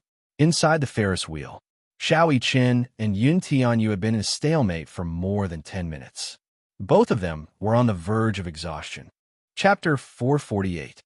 One of his hands was fastened to the car's safety handrail, while the other was gripping Yun Tianyu's arm tightly. His eyes were fierce and focused. Perhaps due to the force exerted by him, he had unknowingly bitten the corner of his lip, causing a trickle of blood to seep out.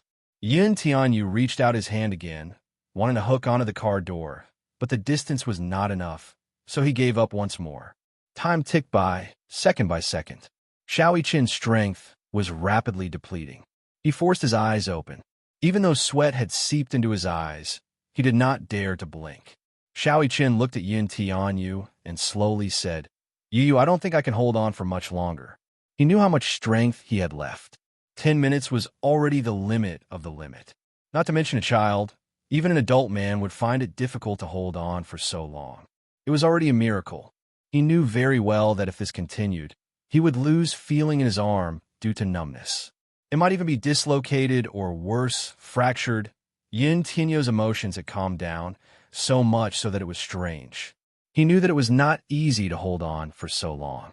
He also knew that Xiao Yiqin had done his best to save him without regard for his own safety. He was indeed at his limit now. He opened his mouth and wanted to tell him, "If you can't hold on any longer, just let me go. At least, save one person." He also wanted to say, "If I'm doomed this time, you must protect Mommy on my behalf." However, before he could open his mouth, Xiao Yiqin calmly said, "Don't be afraid. I won't let go." Yun Tianyu's eyes lost focus as he dazedly raised his head to look at him with empty eyes. Under his overlapping and unfocused gaze, Xiao Yiqin changed from his usual cold and arrogant expression to one of doting gentleness. He lightly said, "I'm your brother. I'll protect you." Yun Tianyu's heart surged with shock when he heard this. Her tone was calm, her words were simple, and there were no fancy vows. However, her true feelings towards him were completely revealed. The corners of Yun Tianyu's lips, which were originally calm, slowly curled into a gentle smile. If he didn't give up, then he shouldn't give up either. Even if he had to risk it, he couldn't give up. Yun Tianyu gently closed his eyes, and the entire structure of the car appeared in his mind. With a rough idea in mind, he said, "I have an idea." Xiao Yiqin frowned and immediately asked, "What is it?" "Behind you. The seat should be equipped with a seatbelt. Do you see it?" Xiao Yiqin turned around and saw the seatbelt. He nodded in response. "I see it. It has a bearing capacity of 200 kilograms. Can you catch it?" "Let me try." "Wait," Yun Tianyu said.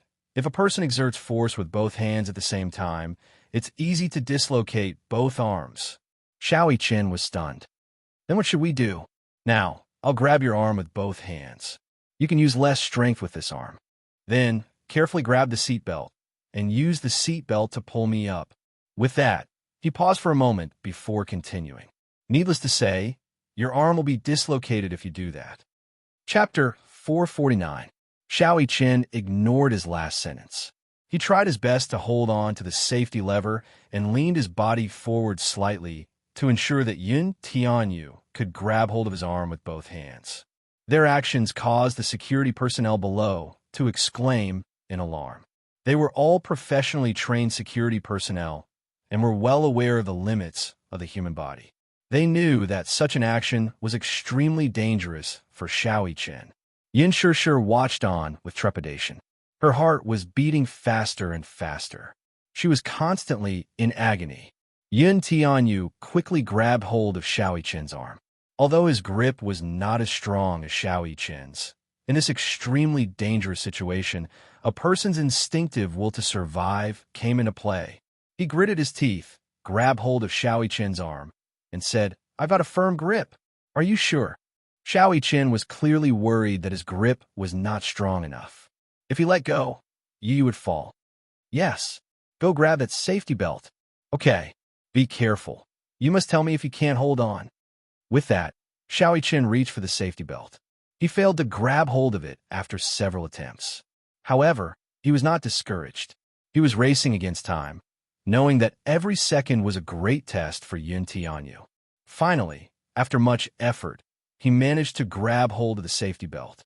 After wrapping the safety belt around his wrist a few times and holding it tightly, Xiao Chen turned his head and said, "I've got it.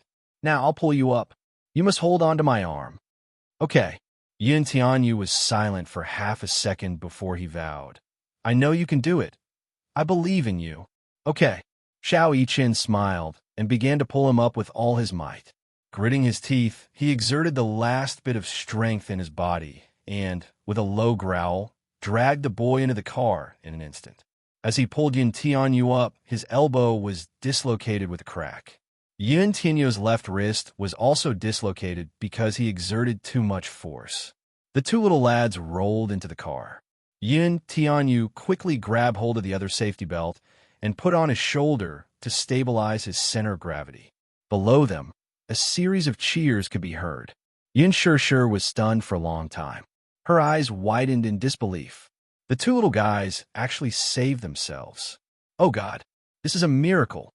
Only when the car door was closed and locked by Xiao Chen did she believe that a miracle had truly happened. In her agitation, tears fell like rain. Her body, due to the momentary relaxation after excessive tension, she was limp. She half-knelt on. Until now, her heartbeat was still unable to calm. As dislocated, for a moment, his heart was filled with mixed feelings. However, he seemed to be able to tolerate pain. Even though his wrist was dislocated and deformed, his face remained as calm as still water. Instead, he was more concerned about Yun Tianyu's arm. "How's your wrist?" "I think it's dislocated." Yun Tianyu could not tolerate pain, but he was strong enough to endure it. Even though he was drenched in cold sweat, he did not cry out in pain. After a moment of silence, he was still worried about Xiao Chen's injury. Chapter 450. "Are you okay?" he asked softly and carefully. His tone was no longer as cold and distant as before. Xiao Chen was agitated by his change in attitude. Although he did not show it on his face, it was reflected in his trembling voice. "I am fine. Your elbow is dislocated. Does it hurt?" "It should be very painful." After persisting for so long, his nerves must be numb. Now, with a dislocated elbow, Xiao Chen hurriedly consoled him. "Don't worry, I'm used to it. This is a common occurrence during training." A child's world was very simple. Perhaps Yin Tianyu was previously hostile toward Xiao Chen and Muyaja. He was afraid that these two would barge into his carefully guarded world and snatch away his mommy's love. However, a friend in need was a friend indeed. He was not heartless or cold-blooded. Moreover, they were connected by blood. Looking at Xiao Chen's injured arm now, his heart ached more or less. Yin Tianyu gave Li Hanlon a call and asked him to start the Ferris wheel. Li Hanlon immediately picked up the walkie-talkie and asked the control panel to start the machine. The Ferris wheel slowly resumed operation. The two little lads sat facing each other. Both of them looked quite disheveled. Their hair was messy, their cheeks were wet with cold sweat, and their faces were flushed red. However, when they looked at each other, they seemed to have an innate understanding and smiled at each other. "You're better than I thought." Yun Tianyu pursed his lips and gave a rare compliment. It was very rare for him to praise someone. This time, however, it was from the bottom of his heart. If not for Xiao Yichen's strong physique, who had persisted for so long, he really did not know what would have been waiting for him. Xiao Yichen blushed shyly at this compliment. He opened his mouth a few times, but no words came out. He was obviously shy. The Ferris wheel slowly descended to the ground. The tourists poured out of the car like a tidal wave. The security personnel were in charge of guiding the crowd. When Yin Tianyu and Xiao Yichen came out holding each other's arms, Yin Shishir broke through the crowd and ran toward them. When Xiao Yichen saw Yin Shishir, his heart skipped a beat. Then he felt a surge of warmth. He had narrowly escaped death, and the first person he saw was this woman. Even though he still didn't know who this woman was, or if she was his biological mother, he still felt that it was great. His heart felt very warm. To be honest, if this gentle woman in front of her was her mommy, how good would that be? He did not hold much affection for Mu Wanru. After all, he was not her biological child. Mu Wanru's love for him was only superficial. However, no matter how well she did it, the child could not feel any maternal love from her. Naturally, he would not be close to her. Like her very much. If this woman was his biological mother, then he would acknowledge her without hesitation. If she was his mommy, then it would be a very blissful thing. Xiao Yichen clenched his fists tightly. He was a little nervous. When Yu Yu saw her, his originally calm face immediately changed to one of grievance and shock. He pouted his little mouth, and his watery eyes were instantly filled with tears. "Mommy," her voice was so sweet that it scared Xiao Yichen. The latter's face was filled with horror and disbelief. It was even more frightening than when he was in imminent danger. Chapter 451. Why? He was calm and collected earlier, but why did his IQ seem to drop by 8 levels the moment he was in front of Yin Shishir? He was just like a childish child, acting coquettishly in front of his mother. Was this an act? Xiao Yichen was dumbfounded. Yin Tianyu was agitated that Yin Shishir was safe and sound. On the one hand, he was whining to her so that Yin Shishir could comfort him. His skills were naturally top-notch, so tears streamed down his face instantly. Seeing this, Yin Shishir felt as if a knife was being twisted in her heart. It was about to shatter into pieces. She immediately half-knelt in front of him and carefully pulled him into her embrace. Her throat was choked with sobs. "You, my baby, don't cry, don't cry. Mommy is here, mommy is here." Yin Shishir kept comforting him. Her heart was in so much pain that she forgot about Xiao Yichen, who was standing at the side. Yin Tianyu held his dislocated wrist and said delicately, "Mommy, my wrist is broken. It hurts." His coquettish tone was the complete opposite of his cold and calm tone on the Ferris wheel. Xiao Yichen almost vomited blood. He could not tell it all. His younger brother was so good at acting spoiled. Yin Shishir looked at his dislocated wrist and felt her heart wrench. When she looked at Yin Tianyu's pale face, her tears flowed uncontrollably.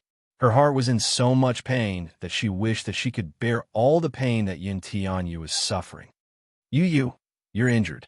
It's Mommy's fault. Mommy didn't protect you well." Yin Shishir's heart was in so much pain that it felt as if a knife was being twisted in her heart. She kept apologizing to Yu Yu, feeling that she had not fulfilled her responsibility to protect the child. She blamed herself endlessly, and her heart ached so much that her tears fell like rain. Xiao Yichen stood by the side and watched helplessly. His heart ached. He suddenly remembered that today was his birthday. It was supposed to be a happy birthday with his father, but the Song sisters came uninvited. Not only did they disturb the birthday atmosphere, but they also sowed discord and made his father angry with him. They even left him alone in the amusement park. Muyaja knew that this was a punishment. However, after experiencing such a dangerous situation, Muyage's heart was filled with complaints and grievances.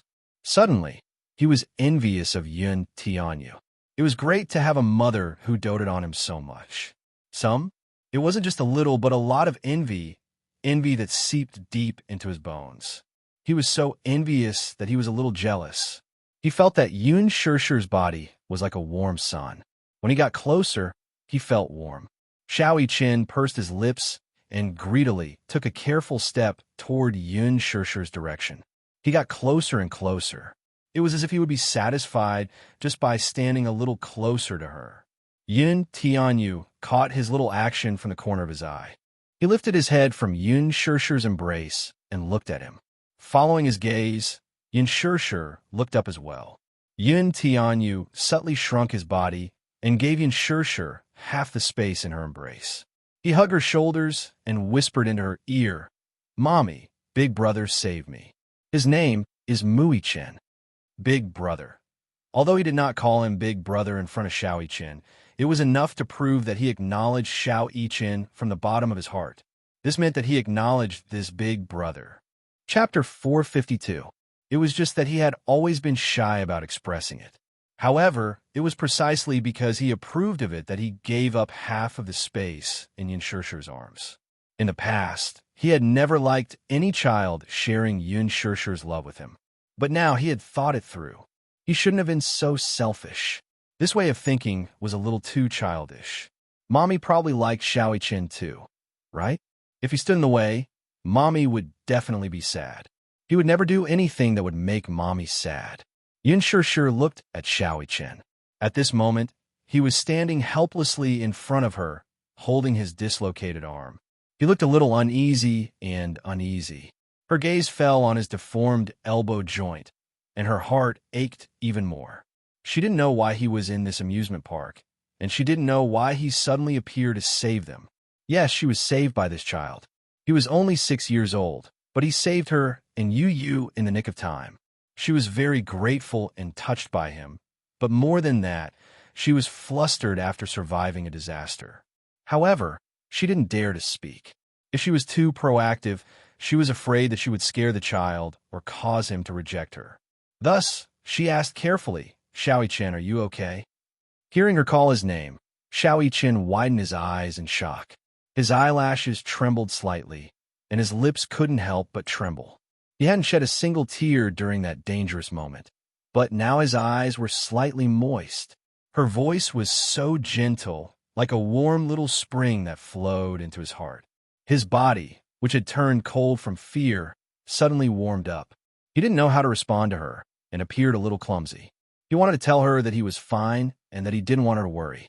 But subconsciously, he wanted to tell her that his dislocated arm was actually very painful. The thrilling experience he had just experienced had left him in a state of shock. The fear in his heart had yet to dissipate, and he was hoping for her comfort and heartache. He had never been good with words, so he didn't know how to express his feelings. Yun Shishir was also very patient. She extended her palm to him and slowly opened it. "Come, let me have a look, okay?" He looked at Yun Shishir's outstretched hand. It was as white as jade, and her fingers were long and slender. They were warm and soft. It was especially beautiful. She thought of Mu Wanru's hands. They were bony with thin joints and looked like 5 sharp knives. On the other hand, Yun Shishir's hands were beautiful. Xiao Yiqin nodded timidly. He took a step closer to Yun Shishir and tried to look at her face. However, he saw that she was looking at him gently, patiently, and warmly. Xiao Yiqin's heart seemed to be touched by this smile. The mother and son seemed to have a telepathic connection as they walked towards her. Yun Shishir carefully put her arm around his shoulders, and Xiao Yiqin took the opportunity to lean into her embrace. However, he carefully hid his hands behind his back. He didn't want her to worry. Yun Shishir's sharp eyes caught this small movement of his. Sometimes, although these two children didn't grow up together, they would often do the same thing. In the past, Yu was also afraid that she would be worried and upset, so he didn't tell her about certain things. "Your hand is injured? Let me have a look." She couldn't hide the worry on her face, and the heartache in her eyes was almost visible. Chapter 453. Xiao Qian shook his head. He was clearly the one who was injured, yet he was the one comforting her. It's all right. It doesn't hurt. How can it not hurt? Let me see. Yin Shishir could not help but let go of his hand. She carefully lifted his arm, and, as expected, his elbow was dislocated and deformed. Her heart ached so much that her fingertips trembled uncontrollably. With a lump in her throat, she said sadly, "It must be very painful." The thought of the earlier scene made his heart palpitate. The Ferris wheel had stopped, and Yun Tianyo's entire body was hanging outside the carriage. If not for Little Yi Chin's tight grip on his arm, the two lads would most likely have met with misfortune. It was so high up, dozens of meters. It was as high as a 20-story building. What if they fell? They would definitely be smashed to pieces. She had almost lost her 2 children at that critical moment. She could not do anything and could only watch helplessly as her imagination ran wild. Yin Shishir still felt a lingering fear at the thought of that tragic scene. "Thank you for saving Yu. Thank you." Yin Shishir was extremely grateful to this child. Her heart ached so much that tears fell from her eyes as she hugged the 2 disheveled children. Her heartache seemed to have infected Xiao Qian as well. He opened his mouth and tried several times to call out that warm and unfamiliar word, but in the end, he only managed to utter a few vague syllables. Inside, he kept repeating, "Mommy, Mommy." It was very strange. The woman before him was clearly a stranger, yet it was so magical that there was a special bond between mother and son. Even though he had not been with her for the past 6 years, he still could not help but feel an inexplicable closeness toward her. She could give him warmth that Mu Wanru could not. However, what he knew all this while restrained him, so he could not easily call out those 2 words. Even so, he still yearned for this warmth from deep in his heart. The ambulance arrived in no time. Xiao Qian and Yu were carefully placed on stretchers and carried into the ambulance. Yin Shishir followed closely behind the medical team. Along the way, the nurses performed various basic tests on them. Yin Shishir, who was standing at the side, felt her heart clench as she repeatedly asked about the 2 children's condition. The nurses hurriedly comforted her, saying that there was no danger from the preliminary tests. As for the rest, they would have to undergo further tests at the hospital to confirm their condition. They told her not to worry too much. After all, the 2 children were still in good spirits. Other than their dislocated hands, there should be no other major issues. Only then did Yin Shishir's heart. Yu's a little tired. Her lips curled into a smile as she patted her son's head. Close your eyes and sleep. We'll be at the hospital soon. Mommy, you must tell the doctor that Yu is afraid of pain. You have to be gentle and not rough. The little boy warned with a serious expression. Yin Shishir did not know whether to laugh or cry. The nurses at the side laughed as well. "Little boy, don't worry. We'll be very gentle. Don't worry." Then I'm relieved. His brows relaxed as if he had heaved a sigh of relief. His witty sigh made the nurses smile again. "This little guy is so cute. He looks so fresh and his skin is so tender. He's so handsome. Yes. He'll definitely be very handsome when he grows up. I'm afraid he'll charm many little girls." Chapter 454. Yin Shishir shifted her gaze to Xiao Qian. He was lying there motionlessly, but his gaze never left her. He was captivated by her every frown and smile. Xiao Qian blushed when he saw Yin Shishir looking at him. He shyly averted his gaze and felt so awkward that he didn't know where to place his hands. Yin Shishir slowly reached out and placed her hand on his. Her warmth traveled from the back of his hand all the way to his heart. Xiao Qian's face turned even redder. His heart thumped furiously, and he was so nervous that he didn't dare to look at her. "Are you alone?" Yin Shishir asked. "Why don't I see your daddy?" Xiao Qian's face darkened slightly at the mention of Mu Yaja. "He doesn't want me anymore." He felt so aggrieved that his eyelashes fluttered down. "How could that be? He dotes on you a lot, but he doesn't want me anymore." "Really?" Xiao Qian clenched his fists so tightly that his fingertips almost pierced through his palms. "Don't overthink it. What exactly happened?" Yin Shishir comforted him. After being guided patiently and patiently, the little fellow finally told him the whole story. He told her about how Muyaja had given him a surprise birthday present and how he wanted to accompany him to Fairy Tale Valley to the Song Sisters coming over to cause trouble. In the end, he talked about how his father had gotten angry with him because of Song and she, and even left him alone in the amusement park. He told him everything in detail, no matter how big or small. Originally, he shouldn't have shed tears, but children were usually pretentious in front of their mothers. As he spoke, his eyes reddened, and tears flowed down his cheeks uncontrollably. This matter had obviously hurt him deeply. Yin Shishir's heart ached when she heard it. She couldn't believe that Muyaja was such a cold-blooded father that he would leave his child alone in such a huge amusement park. She also learned from Li Hanlin that before Muyaja left, he had specifically instructed Li Hanlin to take good care of Xiao Chen. Although she couldn't agree with how Muyaja had entrusted his child to an outsider, Yin Shishir still believed that Xiao Chen was still in his heart. Although Xiao Chen shouldn't take full responsibility for the previous incident, it was inevitable that he would let his emotions affect his decisions and solve the problem in the wrong way. As a parent, she should patiently guide him until he untangled the knot in his heart. Perhaps a father's love wasn't as delicate as a mother's love, so he couldn't solve the problem from the root. At this time, what she should do was to straighten out the knot in the child's heart and let him understand his father. She shouldn't stand on the child's side and instigate conflict. Hence, she said, your daddy definitely cares about you. You shouldn't think of him that way. He cares about Song Enya and Song Enshi, not me. Xiao Chen held back his tears and said with reddened eyes, today is my birthday. We should celebrate it properly. Yin Shishir patiently comforted him again, telling him not to think too much. The ambulance soon arrived at the hospital. The two little guys were carried to the operating trolley and hurriedly sent to the emergency room. Yin Shishir anxiously followed behind until she was politely blocked outside the door by a nurse. She then sat on a long bench outside the door in a daze, not knowing what to do. Chapter 455. Inside the doctor's office at the hospital, Song Enya sat anxiously in front of the doctor. The doctor looked at her, then at the man standing behind her with a cold expression. He slowly said, the child has a soft tissue contusion on his head, and he has a mild concussion. The wound has been disinfected and stitched up. Don't let it come into contact with water for the next few days, and avoid spicy food. Stitches? Song Enya was startled and could not help but interrupt him. Yes, how can he not be stitched up? The wound is a little deep. The child probably fell down the stairs and hit his head on the corner.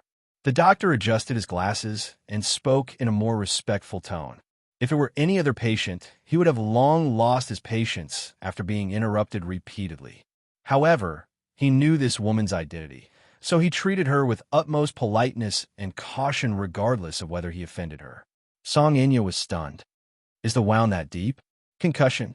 Is it that serious? The doctor patiently explained, it's just a mild concussion. It's not particularly serious, so there's usually no need for special treatment.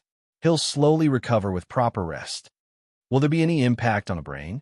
Will there be repercussions or something like that? No. The doctor rolled his eyes inwardly. How can it be that serious? This woman is simply medically illiterate. Song Enya asked many more questions, most of which were whether the stitches on the back of Song Enshi's head would leave a scar. The answer was yes.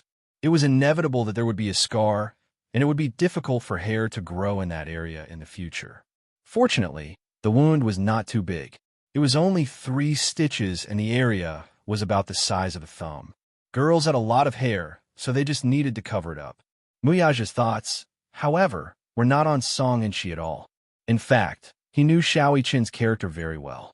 Song Enshi kept saying that Xiao Chen had pushed her down and even bullied her.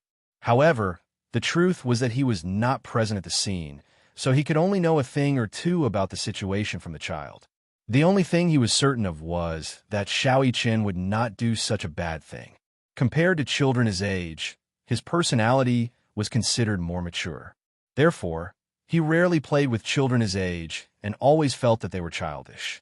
Therefore, It was even more impossible for him to take the initiative to bully a child, let alone commit such a vile act. However, the situation at that time was rather chaotic, and he did not have the time to understand what had happened. Song Inshi's cries alone were enough to give him a headache. At that time, the situation was urgent. The only thing he could do was to send the child to the hospital as soon as possible. After the incident, he deduced that Song Inshi and Xiao Yiqin must have gotten into some sort of conflict. Regardless of who started the conflict, Song Inshi must have bitten Xiao Yiqin first. In a moment of desperation, Xiao Yiqin pushed her away. Xiao Yiqin was a child who knew his limits. He had once warned him not to bully other children with violence. He had always been strict with himself and had done a good job. Perhaps Song Inshi had been pushed and tripped on the steps, causing her head to bleed. That was probably the case. That was his guess. As a father, of course, he would choose to believe in his child. Moreover, his love for Song Inshi was just for show. Xiao Yiqin was his real son. If he didn't love him, who would he love? Chapter 456. He, too, wanted to give Xiao Yiqin an unforgettable and blissful birthday. He had also pushed back many cases and even ended his agenda early to rush back and give him a surprise. But who would have thought that this birthday party would end in such a way where both sides would suffer? When they walked out of the doctor's office, Muyaja strode in front with Song Inya trailing behind him. She looked at the man's tall and handsome back and wanted to say something several times, but she stopped herself each time. This man's lofty image in her heart had always been irreplaceable. She had liked to stick to him since she was young. Logically speaking, since Jiang Qiming and Jiang Yishan were nieces, she should address this man as uncle. However, she felt that calling him uncle was too distant, so she always called him Brother Mu, as if this form of address was more intimate. As she grew older, this feeling gradually evolved into a young girl's throbbing heart and adoration. Although the two were related by blood, there were many marriages between cousins in a rich and powerful society, so there were no restrictions. She had dreamed of becoming Mu Yaja's bride since she was young. This had always been her wish. It was just that he already had a fiancée. This became the biggest thorn in her heart. There was no doubt that Mu Yaja was a perfect man. She was proud and arrogant, thinking that only such a man was worthy of her. The Song family was one of the most powerful and influential families in the capital. In terms of status, she and Brother Mu were a true match. That Mu Wanru, who came from nowhere, was not qualified to be Brother Mu's fiancée. Song Inya looked down on her very much. After deliberating for a moment, she caught up with Mu Yaja and walked beside him. She said cautiously, "Brother Mu, there are some things that I don't know if I should say." Mu Yaja, who was in a state of turmoil, only frowned when he heard her words. He walked into the smoking room, took out a cigarette from the cigarette box, lit it, and took a deep puff. Song Inya followed him in. Seeing his cold face and furrowed brows, she immediately thought of something and said, "Brother Mu, are you worried about Xiao Yiqin?" Muyaja looked up at her, but did not say a word. Song Inya continued, "Although Xiao Yiqin shouldn't have bullied Inshi like that, Brother Mu, you were too cruel to leave him alone at the amusement park. Xiao Yiqin may have trained in the special forces since he was young, but do you really feel at ease leaving him alone?" Ease? Of course he was worried. He regretted at the moment he left him behind. However, as a father, the dignity he should have was not to be looked down upon. Little Yiqin had never disobeyed him, especially in front of outsiders. He had always been strict with him. In such a situation, even if he felt wronged, he should have suppressed it no matter what. He should not have added fuel to the fire. A 6-year-old child should give way to a 5-year-old girl. This was the philosophy of the upper-class gentleman and the family's unspoken rule. It was not to be violated. He just wanted to teach him a lesson. Besides, how could an insensible child be angry with her? How could that be? However, Muyaja did not say anything. Disciplining the child was his family's business, and he did not like outsiders interfering. Chapter 457. Muyaja's eyes flashed with impatience at his niece's words. Song Inya did not bother to look at his expression as she continued. "Still, it's good to teach the child a lesson. Children shouldn't be spoiled, especially boys. If they don't follow the rules from a young age, they won't be like those hedonistic sons of rich families when they grow up. They won't be disciplined and will ruin the family's discipline. Because of this, I don't think you've done anything wrong. Her words didn't go through the filter of her brain. Muyaja narrowed his eyes slightly, and displeasure quickly appeared on his face. And she has never suffered like this before. She even had to get 3 stitches in her back. Oh my God, she's always been vain. If she finds out about this, she'll definitely kick up a fuss. Inya. Muyaja flicked the ash off his cigarette and took one last puff before extinguishing it in the ashtray. He then slowly said, Mui-chin is my son. Huh? She did not understand his expression, let alone the meaning behind his words. No matter how bad it is, it's not up to outsiders to judge. His voice was not loud, but it was powerful and filled with coldness. She was stunned. Only then did she realize that what she had said earlier was indeed inappropriate. She was extremely vexed. Brother Mu. Muyaja looked at her coldly, his tone icy. I dote on you because you're my cousin. You've been willful since you were young. Perhaps everyone dotes on you. But I think you know that there are some bottom lines about me that can't be crossed. Song and Chi's heart skipped a beat. She repeatedly adjusted her expression before she awkwardly tugged at the corner of her lips. Brother Mu, I'm sorry. I understand what you mean. I went overboard. Besides, you should go back and ask your sister what she did to Angry-chin. Muyaja walked up to her. Today is his birthday, and I should have accompanied him. I shouldn't have come with you guys in the first place. I'm very unhappy that this happened, too. He was angry. Startled, Song Inya quickly explained, no matter how willful she is, she can't possibly. This matter ends here. Don't talk about it anymore. Muyaja interrupted her impatiently and walked around her. Song Inya could sense that something was amiss. Feeling vexed at her self-righteous attitude earlier, she hurriedly chased after him. Ouch, ouch, ouch. There were 2 special-grade intensive care beds in the ward. By the time the 2 little fellows were wheeled out of the emergency room, their dislocations had already been fixed. Xiaoi-chin's injuries were slightly more serious, so they still needed to be fixed with bandages for a few days. The 2 little munchkins were dislocated and had some abrasions. Xiaoi-chin had hit his head in the car and had a slight concussion. However, it wasn't serious. He would recover after a few days of rest. The doctor patiently told Yun Shirshir about some taboos, and Yun Shirshir listened attentively. Throughout the entire process, Mui-chin's face was tense. Even when his arm was reattached, his brows did not crease at all. He looked very brave. Yin Tianyu, on the other hand, could not bear the pain. However, when he saw Mui-chin's strong look, he instinctively felt that he was too strong. With him as an example, no matter how much pain Yin Tianyu was in, he was too embarrassed to shed tears. Hence, he did not cry like other children. The doctor and nurses were surprised. A 6-year-old child usually did not have the ability to endure pain. Chapter 458. If it had been any other child, he or she would have burst into tears when the arm was reattached with this kind of injury. The nurses would have had to constantly coax him or her. Although it was a small injury, the reattachment was very painful. It was enough to frighten many timid children. However, these 2 little fellows were surprisingly patient. It was as if they were in a competition. Neither of them cried or made a fuss. The 2 little fellows were worry-free, and the doctor felt much more at ease. He quickly completed the simple treatment of the injury. Because of this, he could not help but praise Yun Shirshir. Your 2 children are so brave. They didn't even cry. When Yun Shirshir heard this, she did not know whether to be happy or worried.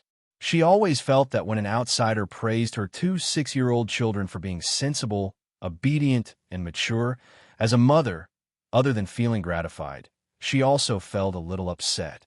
When they returned to the ward, because Xiaoi-chin's injury was more serious and he needed to be hospitalized, Yin Shirshir hurriedly withdrew some money to pay for the hospital fees. She also bought some fruits and desserts. Children probably all like sweets. You love to eat Western biscuits and tiramisu. This time, Yin Shirshir specially went to a Western biscuit shop and bought 2 sets. She also specially selected many different flavors and put in a lot of effort. Xiao Chen had never eaten tiramisu before. When he took a bite, his eyes lit up. Yin Shishir was naturally happy when she saw that he liked it. She fed him mouthful by mouthful. Xiao Chen, who was originally tense, gradually revealed a sincere smile. "Is it good?" Yin Shishir asked and fed him another mouthful. Xiao Chen's eyes moved. He opened his mouth and took a mouthful. Milk foam filled his mouth. His heart felt warm. Mu Wanru had never fed him like this. The last time his daddy fed him was when he had a high fever and couldn't get out of bed. Daddy's actions were not as gentle as this. He seemed a little stiff and often scalded his mouth. Yes, it's so sweet. I want more." Xiao Chen happily curled his lips and licked the tip of his tongue. His eyes and brows resembled Muyaja, but when he smiled, he was so cute and cheeky. He was extremely adorable. This child should smile more. He was very cute. She recalled the first time she saw him. His face was stern and cold. He turned around indifferently, but the coldness on his face made her heart palpitate. He looked exactly like that man when his face was tense. The father and son were exactly the same. However, a 6-year-old child was at his most innocent and naive. He should smile more. Yin Shishir's mood brightened as she fed him spoonful after spoonful. Soon, the box of tiramisu. Alas, the boy did not seem to have had enough. With a greedy look, his gaze swept across the desserts. She could read his mind at a glance, and smilingly said, "You can't eat too much desserts, or else your teeth will rot. It's nothing. How about another pastry? I want more."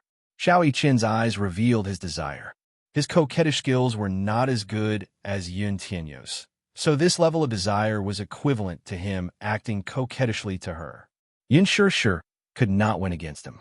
She repeatedly reminded him, "It's the last one." Thus, she opened the wrapping paper of the pastry. Xiao Chen was secretly delighted. A child could not hide his thoughts, and this joy quickly surfaced on his face. Yin Shishir did not know that he was not being greedy. He was clearly enjoying the process of her feeding him gently. No matter how much he disliked the pastry, he still found it delicious. Chapter 459. The pastry was small, but Yin Shishir was afraid that the child would choke on it, so she deliberately broke it into 2 pieces. She then poured some milk into the pastry, dipped it in it, and fed it to him. "Oh!" Xiao Chen took a bite of the pastry. Combined with the milk's aroma, it tasted pretty good. Perhaps it was because Yin Shishir fed it, so it tasted good no matter what. "Is it good?" "Yummy, yummy," Xiao Chen said with satisfaction. The mother-son pair looked at each other and smiled warmly. Yin Tianyu lay on the hospital bed with a gloomy face. He seemed to be unhappy. He pouted, feeling that Mu Chen had taken away his privilege. Why did Mommy only care about coaxing him and not asking him about his condition? Yin Tianyu suddenly felt a little regretful.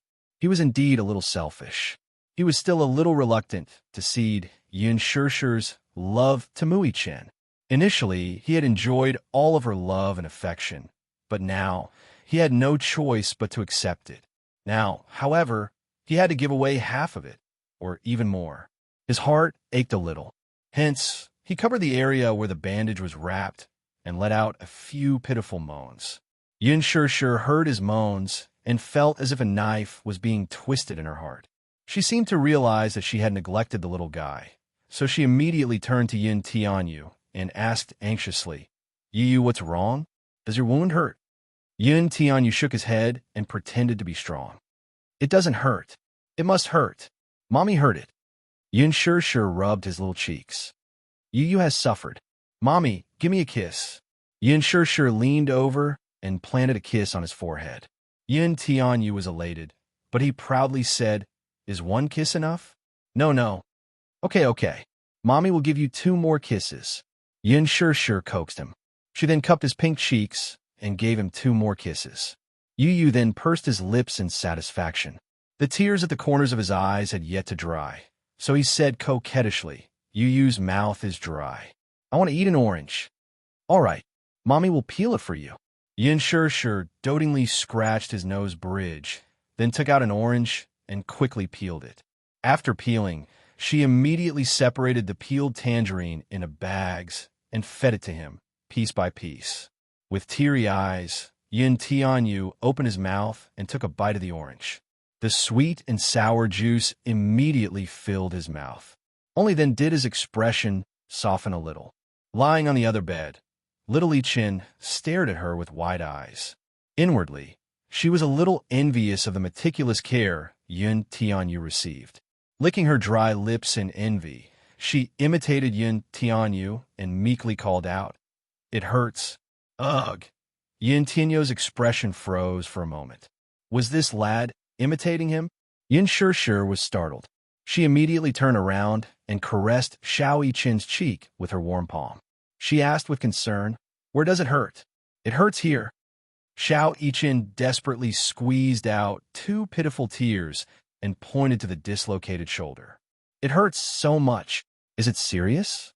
Could it be that you didn't reattach it properly?" Yin Shishir was nervous and at a loss. Xiao Yiqin immediately comforted her. "It's okay. The doctor reattached it for me. It just hurts. I'll be fine after eating some biscuits." Yin Shishir, Yin Tianyu. Chapter 460. He did not even frown when the doctor treated his arm in the emergency room earlier. Yet he was already acting pretentious when his mommy peeled an orange for him. Yin Tianyu's face was sullen. What was worse was that his mommy had fallen into his trap. Hence, she obediently peeled an orange for him by his bedside. Yin Tianyu was a little displeased. This rascal was clearly trying to snatch his mommy away from him. Wasn't he? How could he let him have his way? Yin Tianyu's eyes turned to Yin Shishir, and he waved his hand. "Mommy, Yi wants to pee." Mui Chin, Yin Shishir rushed over at once. She took the toilet paper from the drawer and carried Yin Tianyu to the bathroom. While Yin Shishir was carrying him, Yin Tianyu stuck out his tongue at Mui Chin and made a face at him. He then smugly allowed Yin Shishir to carry him away. Mui Chin was completely speechless. He did not think about Yin Tianyu's skills, though. Although he was young, he had Yin Shishir under his thumb. How could Mui Chin be his match when it came to fighting for favor? Perhaps Yin Tianyu was no match for him in terms of skills. However, Mui Chin was no match for Yin Tianyu when it came to scheming. Hence, in the bathroom, Yin Tianyu, who had taken off his underwear, began to stall for time. "I can't pee." After a long while, he blurted this out. Yin Shishir did not know whether to laugh or cry. "Mommy will help you put on your underwear, then." "I don't want to." Yin Shishir was baffled. After a long while, Yin Tianyu said, "I think I want to pee." Yin Shishir's lips twitched. "All right, call me Mommy when you're done." Hence, Yin Shishir was in a hurry to leave. Yin Tianyu pouted and said aggrievedly, "Mommy, don't go. I don't feel anything after you leave." Yin Shishir fell silent. "What does it feel like to poop?" He explained matter-of-factly. "It's a feeling of security." Yin Shishir, what was the meaning of this? After Mommy left, Yu became restless. Yu is afraid of being alone. He was quite good at using idioms. Most importantly, she had never seen him so clingy. In the past, not to mention going to the bathroom, he could even go to school alone. Why now? Yin Shishir, on the other hand, was a meticulous person. She found it strange for a moment, but she quickly figured out what he was thinking. Hence, she squatted down and calmly looked into his eyes. Yin Tianyu looked at her, too, only to be stunned by her odd expression and the teasing look in her eyes. "Mommy, what's wrong?" "Let me guess." Yin Shishir asked casually, "Is my little Yu jealous?" She guessed it right away. Yin Tianyu kept quiet and did not say a word. He still felt a little awkward in his heart. Yin Shishir saw him lowering his head in silence and knew that she had guessed correctly. Hence, she cupped his little face and kissed his pouting lips. Her warm lips planted a soft kiss on his lips. Yin Tianyu's face quickly turned red from shyness. "Mommy." "Yu, do you know? He's your older brother." "I know," Yin Tianyu said slowly. "He's my older brother. We have the same father and mommy." Yin Shishir was a little surprised to hear that. So, he knew all about it? She was quite surprised. Chapter 461. That's right. The two children should know when they meet. Children's minds can be very delicate and sensitive at times. Yin Shishir caressed his head and guided him patiently. That's why you two should get along well. But his brows furrowed as he struggled internally. He knew that he was a little selfish and perhaps a little narrow-minded. Initially, he wanted to generously give half of his mommy's love to Mui-chin, but when he really did so, he was conflicted and reluctant to do so.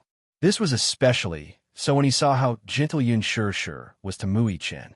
His heart felt a little sour and stuffy. There was a lump of pent-up anger in his heart that could not be vented or dissipated. He felt very upset. He could not really share his mommy's love with Mui-chin. Yin Shirshir's heart clenched when she saw his aggrieved and upset expression. She then asked, "But what?" "But, Mommy, Yu loves you, and Mommy loves you too. That Mui-chin, doesn't he have his daddy? It's enough that he has his daddy's love. Why does he have to fight with you for Mommy? He's not fighting with you for Mommy." Yu Yu's face suddenly showed an unprecedented panic and uneasiness. He grabbed Yin Shirshir's hand and held it tightly in his palm. "But he's clearly fighting with Yu Yu. Mommy belongs to Yu Yu. Yu Yu, you must remember that Mommy isn't yours," Yin Shirshir patiently corrected him. Yu Yu's eyes widened slightly. The focus in his eyes instantly became unfocused, and soon, dense ripples appeared in his eyes. Yin Shirshir's words were undoubtedly like a sharp sword that pierced his heart painfully. Wasn't Mommy his? The moment he recalled what his mother had said to him, he felt as if the sky had collapsed. His eyes were empty and his face was blank. A crystal-clear teardrop rolled down his cheek. Yin Shirshir frowned. Her heart ached because of the sadness in his eyes. However, there were some things that she had to tell him, even though he was still young. Mommy isn't a thing. She shouldn't be Yu Yu's private property. But you have to understand that Mommy loves you. However, Yu Yu was still feeling very sad. The sound that came out of her throat was choked and broken. Her thick and long eyelashes were wet with tears, making her look even more pitiful. But Yu Yu loves Mommy. I hope that Mommy's love is only for Yu Yu and not for anyone else. Yu Yu, Mommy loves you and dotes on you the most. You should be able to feel it, right? Yin Shirshir was a little anxious as she pressed his hand against her chest. Through the fabric of her clothes, he could feel her warm heartbeat. Mui-chin, he's your older brother. Both of you are Mommy's flesh and blood. Both of you were born in the same year, month, and day. Yu Yu, do you know that? When you were born, your older brother was healthy, but you were always sick. That's right. How unfair is that? Hearing this, Yin Tianyu felt a little aggrieved, but he did not show it on his face. Instead, he said enviously, "That's right. How unfair is that?" Since he was young, he had always envied healthy children. Every minute and every second of the pain and torture of being sick was torture. When he was younger, he spent most of his time in the hospital. When he opened his eyes, it was a snow-white world. When he slept, it was endless darkness. Chapter 462. When he opened his eyes, he was greeted by a snow-white world. Even in his dreams, he was surrounded by endless darkness. The smell of disinfectant was something he hated the most. The sunlight he saw was mostly when he stood in front of the hospital window and looked at it. He could still vaguely remember that outside the hospital's window was a huge field of green grass. Many children who came to visit the patient were running and playing on the grass. They were holding hydrogen balloons in their hands as they chased each other. In a moment of carelessness, the balloon flew out of his hand and flew high into the sky. He held his head and watched in a daze as the balloon flew until it disappeared into the horizon and could no longer be seen. This was probably one of the few pleasures he had at that time. Yin Shirshir saw that his face was a little pale and knew that he had recalled something sad. Yu Yu knew that he was in poor health. He also wanted to play, but the doctor had warned her not to let him run too much. Otherwise, it would lead to a lack of blood supply to the heart, breathing difficulties, and in severe cases, shock. She rarely let him go out to play with other children. Most of the time, she accompanied him to play puzzle games. Under Yin Shirshir's meticulous care, his health gradually improved. Yin Shirshir smiled faintly. You can't think of it that way, though. Mommy has been separated from him for 6 years, so the love that should be given to you too was given to you. Yin Tianyu was startled. Was that so? Was he the one who had Mu Chen's love? Yun Shishir continued. Today, you told Mommy that brother saved you. Yu nodded in a daze. Indeed, it was Mu Chen who saved him. If not for him, the consequences would be unimaginable. Moreover, he knew very well that the assassin was obviously targeting him. On the way to the hospital, he repeatedly pondered over this matter and found it very fishy. Even though he told Yun Shishir that he was tired and wanted to sleep for a while, his mind was filled with thoughts of this matter the moment he closed his eyes. There were many suspicious points. Yun Shishir, of course, did not know what was going through Yun Tianyo's mind. She added, Mommy finds it unbelievable, too. Big brother is so awesome. He saved my Yu. Mommy is very grateful to him. Aren't you grateful? Regaining his senses, Yun Tianyu immediately replied, Of course I'm grateful. He saved me, so I'll do whatever he wants me to do. Yu is so sensible. Yun Shishir kissed his forehead in relief. Yun Tianyu was a little conflicted. I can't see Mommy's love to him, though. Mommy, Yu loves you. Yun Shishir emphasized seriously. Hearing that, the boy pursed his lips and nodded. Mommy loves you. You can feel it. Mommy loves you, but I also love him. But that doesn't mean that you've lost your mommy. You also have your brother's favor, don't you? Yun Tianyu was stunned for a moment before he fell into deep thought. After pondering over this sentence for a while, he quickly understood what Yun Shishir wanted to express to him. Needless to say, he was a smart child and quickly figured out this problem. Therefore, he would not make things difficult for Yun Shishir. It was just that he still needed some time to accept Mu Chen. Yun Tianyu walked out of the bathroom and quietly returned to the bed. Chapter 463. Yun Shishir followed behind him. She sighed helplessly when she saw him climb into bed alone and tidy up the blanket to cover himself. She knew that he had straightened out his thinking, but he still needed time to get to the bottom of it. It was indeed a little harsh for him to accept another child and share her motherly love with him all of a sudden. Yu had always been sensible and obedient, so Yun Shishir sat back on the bed and asked gently, Yu, do you want to drink some hot water? Yes, I do. Yu pursed his lips. Yun Shishir hummed in acknowledgement and picked up the thermos beside her. Before leaving the room, Yun Shishir specially reminded Xiao Chen, Xiao Chen, help me take care of Yu. Mu Chen glanced at Yun Tianyu and nodded obediently. Yun Shishir then left the room. Just as the door closed, Yun Tianyu sat up from the bed abruptly. Xiao Chen was startled. Seeing his gloomy face, he hurriedly asked, What's wrong? It's very suspicious. What do you mean? Mu Chen was a little confused by his abrupt words and did not immediately understand what he meant. Yin Tianyo's eyes were deep and cold. He suddenly turned to look at him and asked, When did you find out about that man? Yes. Are you talking about the man who was chasing after us? Mu Chen raised a brow. Seeing that Yin Tianyu was talking about that man, he immediately replied, After we entered the haunted house. Didn't he see you? He saw me. Then, why did you say that his target was me? This matter was too suspicious. In the haunted house, he and Xiao Chen looked exactly the same, especially in the dark. If that man had followed them from the haunted house, he should have seen Xiao Chen. Yin Tianyu remembered that Xiao Chen was carrying a panda at that time, but he was not. If that man's target was Xiao Chen, then it would be easy to identify him from his clothes. Unless he was not the only one who was targeting him, many thoughts flashed through his mind. Yin Tianyu had already thought of many possibilities, but he dismissed them one by one. Mu Chen did not know what was on his mind and only said solemnly, That's because his target was very clear from the start. I don't know when that man started following you guys.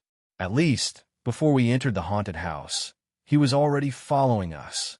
At the time, the panda I was carrying was so conspicuous. After entering the haunted house, I noticed that someone was following behind me, so I dropped the panda on the ground. He didn't even look at it and just walked past, which means that his target wasn't me. Then, halfway through his words, Yun Tianyo's pupils violently constricted, and his voice instantly turned cold. I understand now. What do you understand? Mu Chen's curiosity was piqued by his words. Perhaps that man's target wasn't just me. Yin Tianyu suddenly felt a chill run down his spine. Perhaps That man's target was him and his mommy from the start. Fortunately, his mommy was separated from them in the haunted house. As his biggest target, that man naturally wanted to get rid of him first. Thinking deeper, he could not help but feel a little terrified. His phone rang all of a sudden. He picked it up and saw that it was a call from Lee Hanlon. He picked it up. "Hello, Director Yin. Are you at the hospital?" Chapter 464. His voice sounded wary. Yin Tianyu immediately got off the bed and walked to the window. Lowering his voice, he answered, "Yes, I'm here. How's your injury? Is it serious?" Lee Hanlon's tone was anxious as he asked with concern. "Forgive me for not being able to visit you at the hospital right away. It's all right. It's nothing serious." Yin Tianyu paused for a moment before changing the topic. "How's that matter of yours?" "Yes, I've caught the culprit, but according to the surveillance footage, there are 2 of them. There's still one left." His voice got softer as he spoke, afraid that Yin Tianyu would reprimand him for his incompetence. Yin Tianyu's tone suddenly turned gloomy. "How did you do your job?" Lee Hanlon held the phone in his hand with tears streaming down his face. He knew it. He had done his best, though. "Where is he?" Yin Tianyu calmed himself down and asked. Since he had caught the culprit, he must not hand him over to the police. He must force the culprit to reveal the ins and outs of the matter. Lee Hanlon immediately replied respectfully, "The culprit has been detained in a warehouse in the suburbs and is under heavy guard. However, he's been very tight-lipped and won't say anything." "Oh." Yin Tianyu frowned, and his lips curled into a sinister smile. "Won't say anything?" "Yes. We've taken precautions to ensure his safety." Yin Tianyu praised, "Yes. You've done well. You'll get a raise this month." What a rare and precious gift. Lee Hanlon was immediately moved to tears. "Thank you, Director Yin. You've finally given me a raise. The family can barely afford to eat." Yin Tianyu frowned in disdain. He looked out of the window and was lost in thought for a moment. Suddenly, he made a decision in his heart. "He won't say anything, huh?" "Yes. We've tried everything. This guy is very tight-lipped and won't divulge anything. We found a poison sac in his mouth." "Poison sac?" Yin Tianyu frowned. "What's that?" "Director Yin, this person is a professional assassin. The poison sac is in his mouth. Once he bit it open, he committed suicide by drinking the poison." Lee Hanlon explained. Yin Tianyu felt a chill run down his spine. This method was too ruthless. After a while, he said, "Come pick me up tonight. I'll interrogate him personally." "President Yin, I don't think that's a good idea," Lee Hanlon asked in surprise. "Just do what I say. Don't doubt me." With that, he hung up. When he turned around, Mui Chin was still leaning against the bed. He was quite a distance away, so he could not clearly hear the conversation between Yin Tianyu and Lee Hanlon over the phone. However, he was keenly aware of the change in Yin Tianyu's aura the moment he picked up the call. Cold, austere, and aggressive. The moment he got off the bed and walked toward the window, Mui Chin caught sight of Yin Tianyu's incomparably cold and dark eyes. He was a completely different person from the naive and romantic look he had in front of Yin Shishir. He had witnessed Yin Tianyu's comments before. When a Ferris wheel malfunctioned, if it were any other child, they would have been scared to tears. However, he didn't. Instead, he calmly made a phone call and then sat down patiently. Even after falling out of the carriage, although there was a moment of panic on his face, he quickly calmed down. He had never seen such a frightening look in a child's eyes before, though. Yin Tianyu looked at Mui Chen. His heart was in a dilemma. Should he tell him about this matter? After hesitating for a moment, he decided to hide it from him. He would handle this matter well without anyone's interference. Thus, he lay back on the bed. Chapter 465. When Muyaja and Song Enya returned to the ward one after another, the rest of the Song family rushed over one after another. Song Enchi was now the apple of the Song family's eye, a little princess who was doted on. Upon hearing that something had happened to her, Song Yunxi and Jiang Qiming hurried over. In the ward, Song Enchi was still crying nonstop. When she saw that her brother and mother had arrived, her coquettish skills became even more powerful. She kept throwing tantrums in Jiang Qiming's arms. Her face was wet with tears, and her eyes were red and swollen. Jiang Qiming's heart ached terribly. When she saw that a piece of hair at the back of Song Yunxi's head had been shaved off and that the wound had been stitched up and was still bleeding, her heart ached so much that her eyes moistened. Song Yunxi stood at the side and kept coaxing her. He loved this younger sister of his from the bottom of his heart. Ever since she was born, he had given her the greatest love. However, he was usually busy with work and could not take care of this younger sister of his. Hence, the little girl did not appreciate his coaxing. Jiang Qiming kept coaxing her, but Song Yunxi did not give in to her. There was nothing Jiang Qiming and Song Yunxi could do. When Song Yunxi saw that Mu Yaja had arrived, she immediately wanted to break free from Jiang Qiming's embrace and spread her arms and legs toward him. "Uncle Mu, hug me. Uncle Mu, hug me." When she saw Mu Yaja, Jiang Qiming did feel some resentment toward him. However, the Muse and the Songs were on good terms and had been friends for hundreds of years. Hence, even though she had a lot of complaints, she still maintained a very polite expression on the surface. After all, she could not make things too awkward. Otherwise, both families would not be able to show their faces.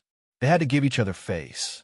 Hence, Jiang Qiming said politely, "Yaja, you're here?" And Jiang. Mu Yaja called out. Song Yunxi also called out unnaturally, "Uncle, Mu." "Yes," Mu Yaja responded, as if he didn't see the awkward expression on Song Yunxi's face. Song Yunxi was only 4 years older than him, but Mu Yaja was older than him. For the proud and arrogant Song Yunxi, calling him Uncle Mu was a bit awkward.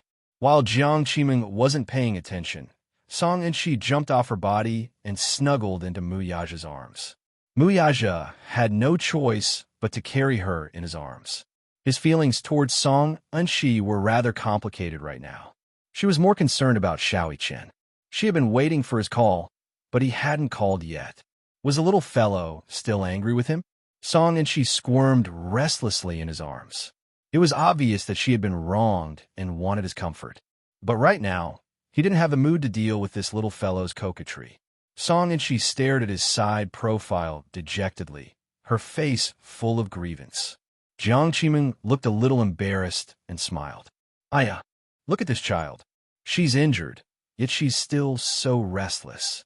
Still, I don't know why she especially likes to stick to you." Mu Yaja patted her head, but didn't say anything. Song Inya chimed in from his side. "Yes, and she likes Uncle Mu the most, right?" Song Yunxi immediately said cheerfully, "Yes, yes. And she likes Uncle Mu the most. And she likes Uncle Mu the most." With that, she leaned her head sweetly into Mu Yaja's arms. Mu Yaja coldly curled his lips. From start to finish, he looked a little absent-minded. Chapter 466. The corners of Mu Yaja's lips curled up coldly. From the beginning to the end, he looked a little absent-minded. For a moment, the atmosphere was inevitably a little awkward. Song Inya also felt extremely awkward. Thinking of the things she should not have said to Mu Yaja earlier, she did not know how to smooth things over for a moment. Jiang Qiming laughed awkwardly, but she was extremely unhappy inside. Today was supposed to be Children's Day, so she had asked Song Inya to bring Song Yunxi to the amusement park for a day of fun. It could also be considered a happy Children's Day for the children, but the latter ended up injured and lying in the hospital. She had roughly heard the whole story from Song Inya. She did not explain it clearly over the phone, but Song Inya pushed all the blame to Xiao Chen. But in reality, Song Inya was also responsible for this. She was the one who brought Song Yunxi out, so she was considered the child's guardian and parent. How could she not be responsible for the child's injury? At that time, Mu Yaja said that he was going to the dessert station, so she should have stayed behind to take care of the 2 children. However, out of selfishness, she wanted to have some privacy with Mu Yaja, so she went with him, leaving the 2 5-year-old children behind. Since something had happened, she simply pushed the blame to Mu Chen. Perhaps she was used to being spoiled since young, or perhaps this was a common problem of Missy. She always felt that she was not in the wrong and had no sense of responsibility.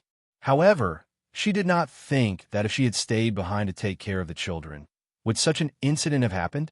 When she told Jiang Qiming about this matter, she only said that Mu Chen had pushed her and did not mention that Song Yunxi had bitten Mu Chen at all. He recounted the entire incident out of context. Of course, Jiang Qiming believed that it was his son who had been mischievous and pushed Song Enshi from start to finish. Therefore, when Mu Yaja sat there with a cold expression and an absent-minded look, Jiang Qiming was more or less displeased. Her child was injured. There was a deep cut on the back of her head that required 3 stitches, and a piece of her hair was shaved off. She did not know if the cut would grow back in the future. The child had never experienced such hardships since he was young. Logically speaking, as Mu Yichen's mother, Mu Yaja should also be responsible. Anyone with a bit of responsibility wouldn't have such a cold expression. However, even though she was displeased, she did not dare to voice her displeasure. Although the Song family is a prestigious family in the capital, and with old master Song status, they are still far from the Mu family's influence and influence. Therefore, the Song family had to give a Mu family face no matter what. Even so, Jiang Qiming still felt a little uncomfortable. Hence, she glared at Song Enshi and said, "Uncle Mu is tired. Get off me. Why do you always like to stick to me?" Song Enshi snorted. "I don't want that. I like Uncle Mu. Haven't you suffered enough?" Jiang Qiming was a little anxious and scolded. "You're really disobedient. Sob sob." Mommy yelled at me. Song Enshi's little face scrunched up as tears streamed down her cheeks. "Mom, and she likes Brother Mu. Just let her go." Song Enya said from the side.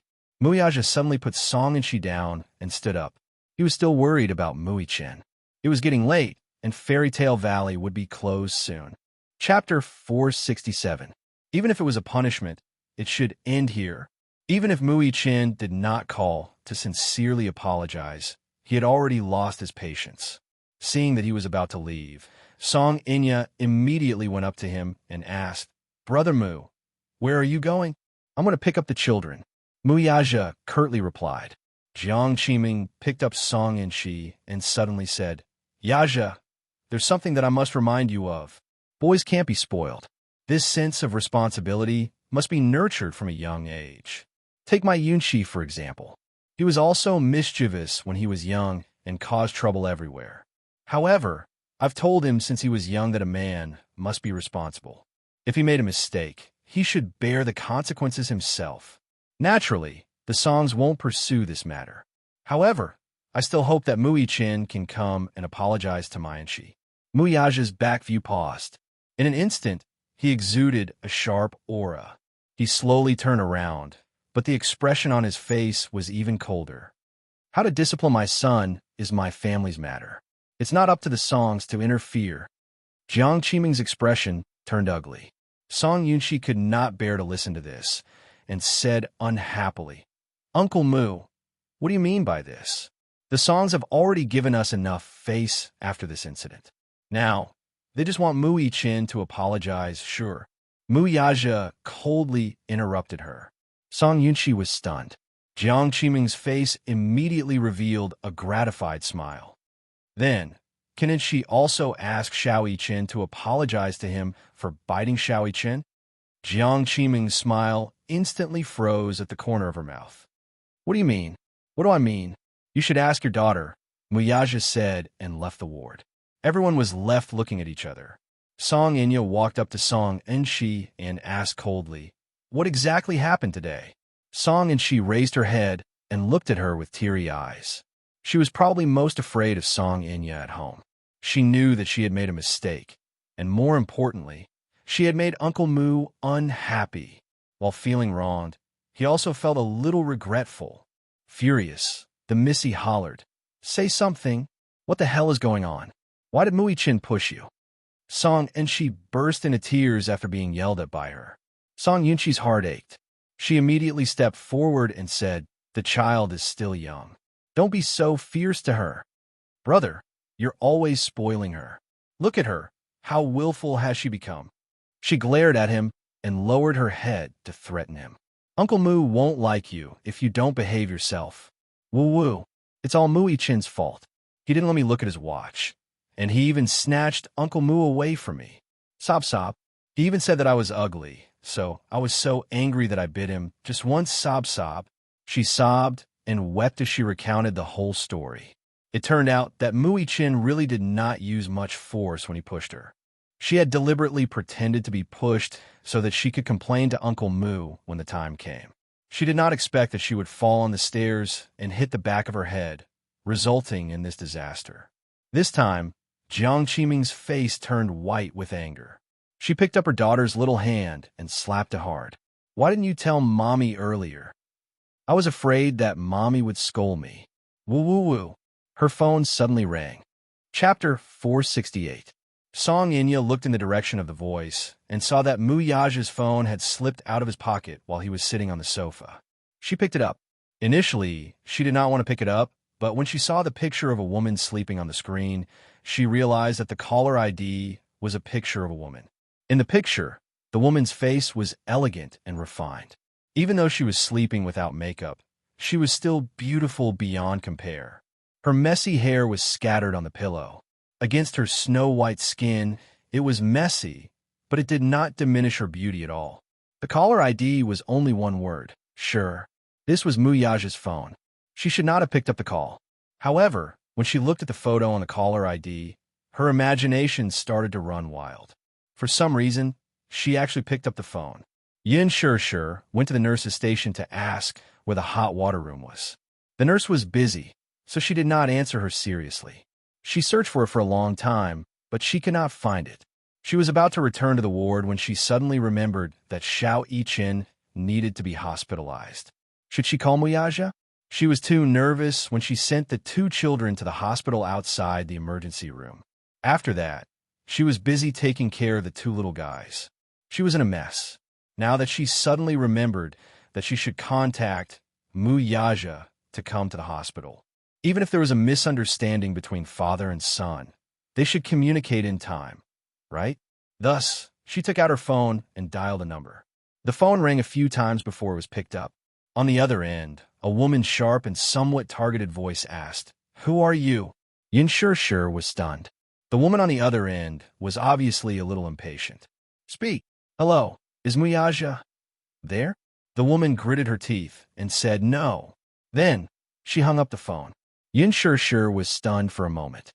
She laughed at herself, but her heart ached. She thought that he must be very busy or was giving the children a punishment. In fact, he was very concerned about the children, but she called to tell him that Xiao Yichen was in the hospital and to come over to take care of the children. She did not expect a woman to pick up the phone. What was the meaning of this? Yin Sure was a little angry. She felt sorry for Xiao Yichen. Previously, she had thought that Mu Yaja was a responsible father, but now she had to put a question mark in her heart. It's fine if you don't come. Who he was with had nothing to do with her. He didn't care about the children. She would take care of them. She was more than happy to take care of the child. As for him, what did he have to do with her? As she thought about this, she stood at the elevator door and waited to return to the ward. The elevator took a long time to arrive. The floor of the ward was high, so it took a while to get to the elevator. Suddenly, a hurried voice called out from behind him, "Brother Mu." She furrowed her brows and turned her head to take a look. Now that she thought about it, she shouldn't have turned back at that time. She wouldn't have caused a series of problems because of that scene. However, this was a story for another time. She turned around and saw Mu Yaja walking down the stairs, followed by a woman with a hurried expression. At first, the man did not seem to be in the mood to respond to her call. He walked down the stairs without looking back, until the woman called out, "You left your phone with me. Don't you want it?" Mu Yaja stopped in his tracks and turned around. Song Inya immediately chased after him with a smile. Yin Sure originally wanted to walk over when she saw him, but when she heard the woman's words, her heart skipped a beat. Mu Yaja's phone was with her? Was she the woman who had spoken sarcastically to her over the phone earlier? Chapter 469. For a moment, he froze on the spot. Song Inya walked up to Mu Yaja with a smile. The tender smile on her face made Mu Yaja a little dazed. He seemed to see the shadow of his mother when she was young in her. For a moment, he was stunned and could not react. Song Inya took out her phone. Mu Yaja reached out to take it, but she playfully put it away and carried it behind her back. Her mischievous look was just like when she was with him when they were young. "Brother Mu, don't be angry with me." Mu Yaja was stunned, but he did not say a word. The anger in his heart was greatly reduced by this smile that resembled his mother's. Song Inya knew that the man's cold expression was a sign of anger, so she reached out and hugged his shoulders. Acting coquettishly, she said, "Brother Mu, I'm sorry. I went overboard with my words just now. Perhaps today's matter was indeed a misunderstanding. I shouldn't have said that. I didn't mean to say that. Please forgive me, okay? Please?" Song Inya acted coquettishly. Muyaja had been indulging her since they were young. Sometimes, when she went overboard and angered him, she would coax him like this and beg for his forgiveness. This trick was tried and tested. Sure enough, Muyaja's expression improved a lot. "Yes, you're really not angry anymore?" Song Inya smiled in surprise and raised her head to look at his expression. She saw that his ice-cold expression had softened a little. Song Inya knew that he was no longer angry, and her heart was overjoyed. "Thank you, Brother Mu. Brother Mu, when you go back today, you must apologize to Xiao-Chen on my and Enchi's behalf. I didn't fulfill my responsibility as an elder sister today, so I feel guilty toward Xiao-Chen. Tell him that I'll definitely apologize to him with Enchi next time. Go up." Muyaja did not say much. He just reached out and patted her head lovingly, urging her to go upstairs to the ward. Song Inya nodded and handed the phone to him before reluctantly heading upstairs. Muyaja took the phone and was about to leave when he caught sight of a familiar figure from the corner of his eye. His expression froze as he turned his head, only to see Yun Shirshir standing at the elevator entrance with a hot water bottle in her hand. Her eyes were fixed on him the whole time. His face, however, was cold enough to make one's heart palpitate. Yun Shirshir looked at him coldly. Her eyes, however, were still. It was as if her heart was as dead as ashes. There was not a single ripple in it. She did not know why, but when she saw Song Inya hugging Muyaja earlier, the look of indulgence on the man's face inadvertently made her heart bleed profusely as if it had been sliced open by a razor blade. If she hadn't seen this scene with her own eyes, she wouldn't have known that this man actually had such a gentle side. Would he show such a doting and indulgent expression to a woman? Song Inya threw herself into his arms, but he did not push her away. The indulgence on his face undoubtedly pierced her heart. She did not care who this woman was or what her status was.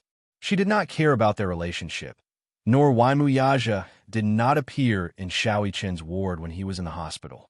Instead, he appeared at the staircase with an unfamiliar woman. What she cared about was what position Xiao-Chen had in this man's heart. Chapter 470. So, those gentle gazes that he had shown her before were nothing more than an illusion? Was he just putting on an act? Was this woman the one he liked? So what was she? Yun Shirshir was a little confused, and her mind was in a mess. However, that wasn't what made her heart turn cold at this moment. Instead, it was the fact that Xiao-Chen was still lying in the ward, feeling sad because of his heartlessness. Yet, he was still here, hugging a woman? When Muyaja saw her standing there, an inexplicable sense of panic flashed across his face, but he quickly suppressed it. He didn't know how much he had seen or heard. He also didn't know what this stupid woman was thinking as she stared at him motionlessly. Thus, he asked, "Why are you here?" They weren't far apart, and the man's voice was powerful and resonant. However, she acted as if she hadn't heard him and turned around.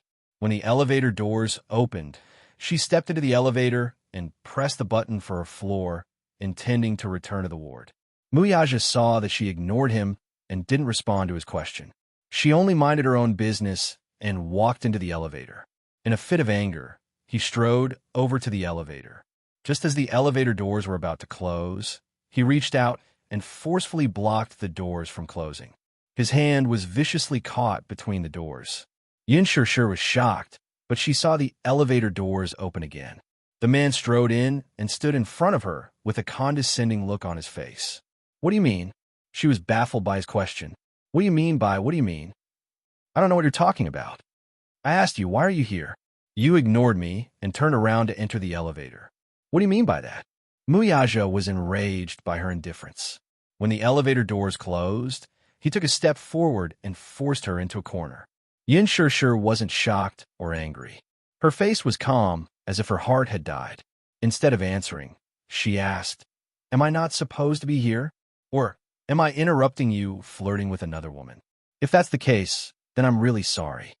Her sarcastic tone caused the man's face to instantly turn cold. Flirting? What are you thinking about all day long? Flirting? Song Enya was his cousin.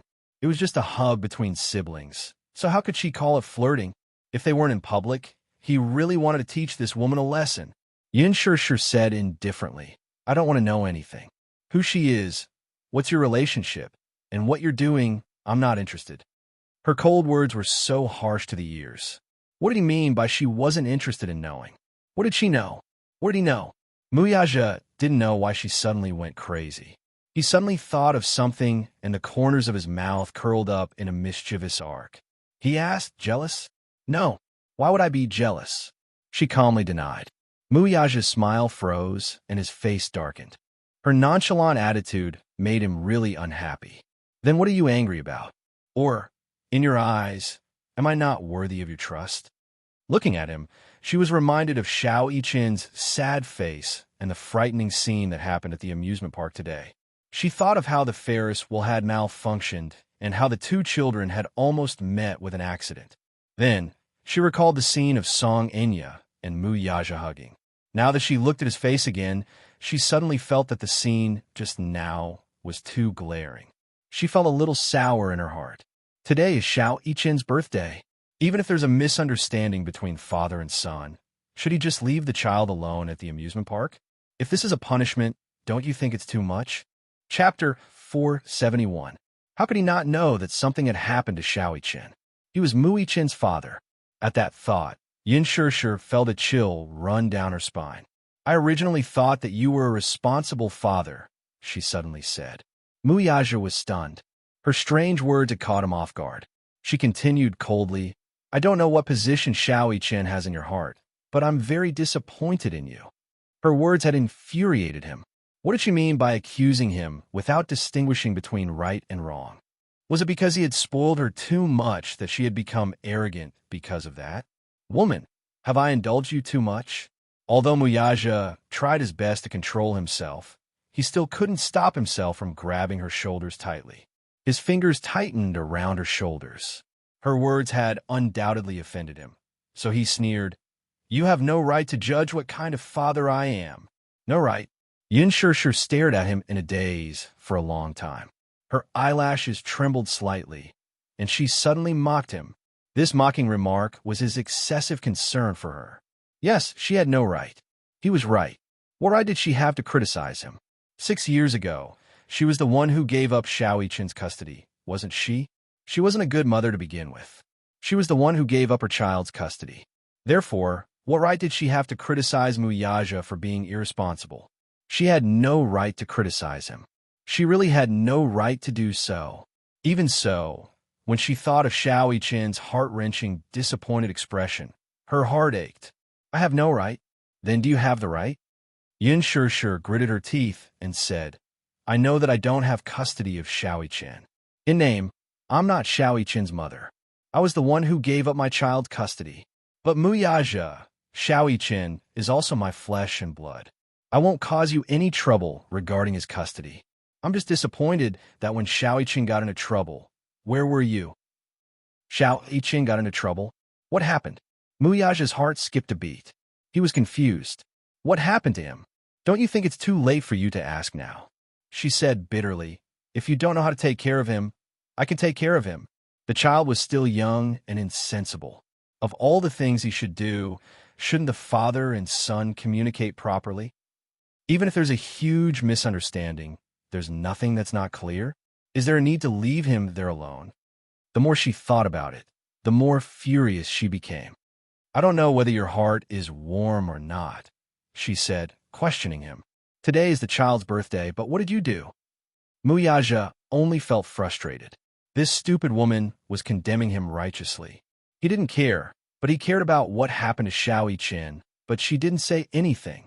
Wasn't the child in the amusement park? What could have happened? He had arranged for him to receive training in the special forces since he was young. Whether it was survival in the wild or various subjects, Xiao Yichin's results were amazing.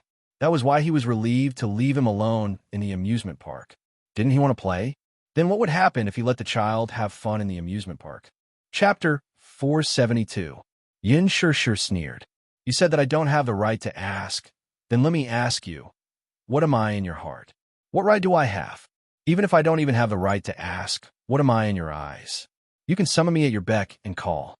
You can tease me when you're in a good mood and humiliate me when you're in a bad mood, right?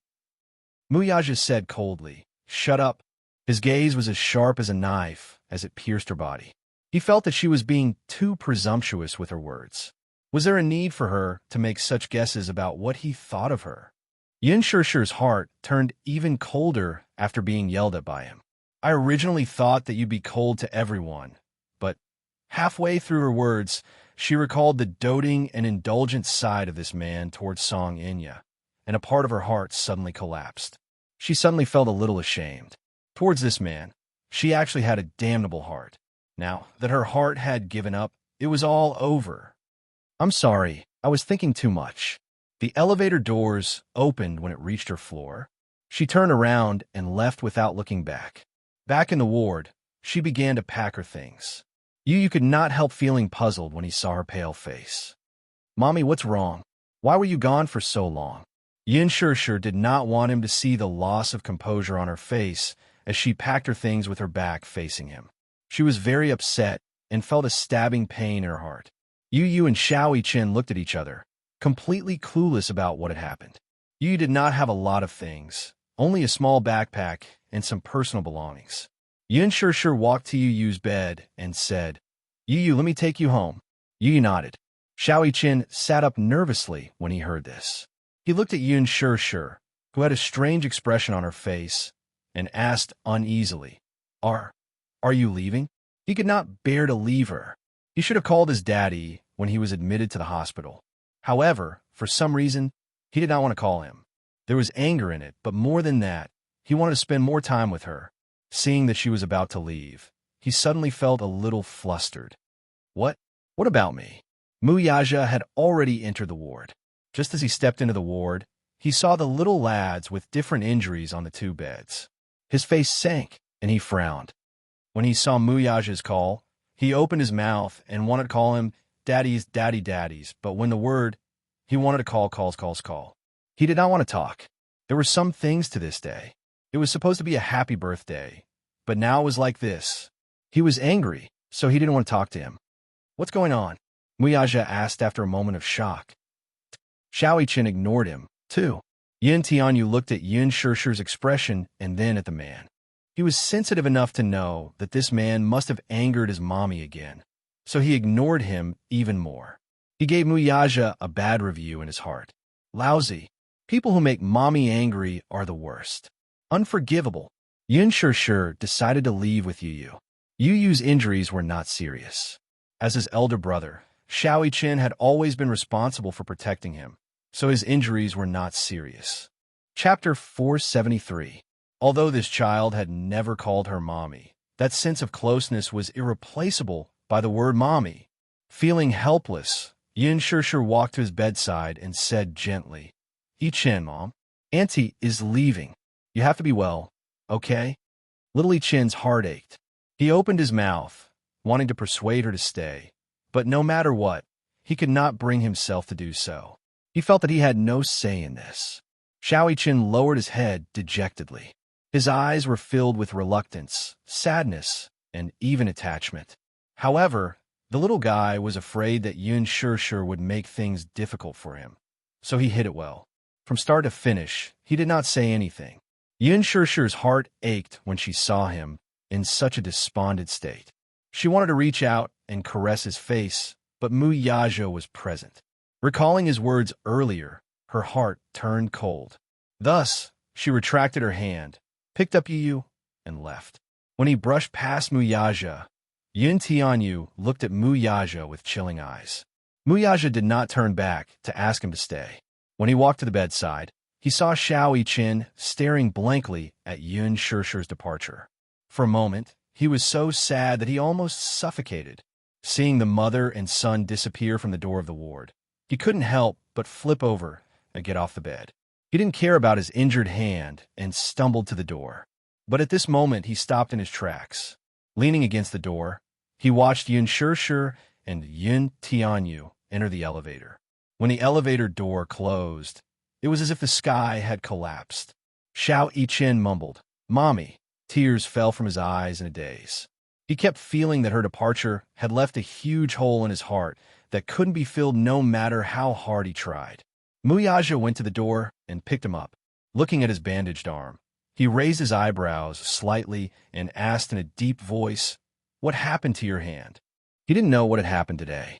He thought that the children were playing in the amusement park and the machine had malfunctioned. However, little Ichin turned his head away, not wanting to bother with him. She felt a little guilty towards him. She shouldn't have left him alone in the amusement park. But at that time, the situation was urgent. At that time, he was a little worried about Song and Shi's injury. He was not in the mood to ask which child was at fault. These were all trivial matters. He was only anxious to send the child to the hospital. This was also his responsibility, wasn't it? But he stubbornly refused to leave. He tried to pick up Xiao Yichin by force, but the child pushed him away and threw a tantrum. He simply left him there and let him play to his heart's content. When he was young, when he was willful, his father also punished him in the same way. Perhaps he didn't think that there was anything wrong with it, but if it hurt the child, it was an unintentional mistake. Now, he was very regretful. He felt guilty towards the child, so he took a step back, which was rare of him. "It's Daddy's fault. It's Daddy's fault. I shouldn't have left you there. Are you willing to forgive Daddy?" "I'm not willing," Xiao Yichin replied awkwardly and ignored him. His mind was filled with the sad expression on Yun Shirshir's face when she left. He missed her a little. They had just parted not long ago, but he was already missing her. He missed her gently feeding him tiramisu and her warm embrace when she hugged him. His tears suddenly burst out uncontrollably. He rarely cried. In fact, he almost never cried. Chapter 474. On the way back to the Mu residence, Xiao Yichin was so angry that he did not utter a word. He did not mention a word about what had happened that day. Muyaja tried to hug him a few times, but he avoided him without a word. Muyaja tried coaxing and asking, but the little lad refused to fall for his tricks. Neither soft nor hard methods worked on him. He was at his wit's end. If he did not answer, he would find out the truth himself. In fact, Yin Tianyu and Xiao Yichin had reached an agreement to keep what had happened that day a secret. Yin Tianyu had repeatedly told him not to tell anyone about it, not even Muyaja. Little Yichin obeyed his father's words and kept this matter a secret. Even if Muyaja wanted to find out the truth, he should not think about who owned Fairy Tale Valley. Even if he wanted to interfere, would Yin Tianyu give him the chance to do so? He wanted to find out the truth himself. However, this was a story for another day. When Muyaja and Xiao Yichin reached home, the team of private doctors was already waiting for them at the door. The car door opened, and Muyaja carried Xiao Yichin out of the car. The doctors immediately greeted them respectfully. Mu Wanru and Mu Sheng had also returned to the Mu residence. Seeing that Xiao Yichin was injured, Mu Sheng turned pale with fright and immediately went forward to ask about his well-being. However, Xiao Yichin was not in the mood and did not want to say much. He only said, "I'm tired." He was then escorted back to his room for an injection and a 4-drip. Mu Wanru also asked about what had happened, but Mu Yaja returned to his study room and buried himself in the company's planning documents. She was at her wit's end. When she heard from the servants that Mu Yaja had brought Xiao Yichin to the amusement park, she felt a little suffocated.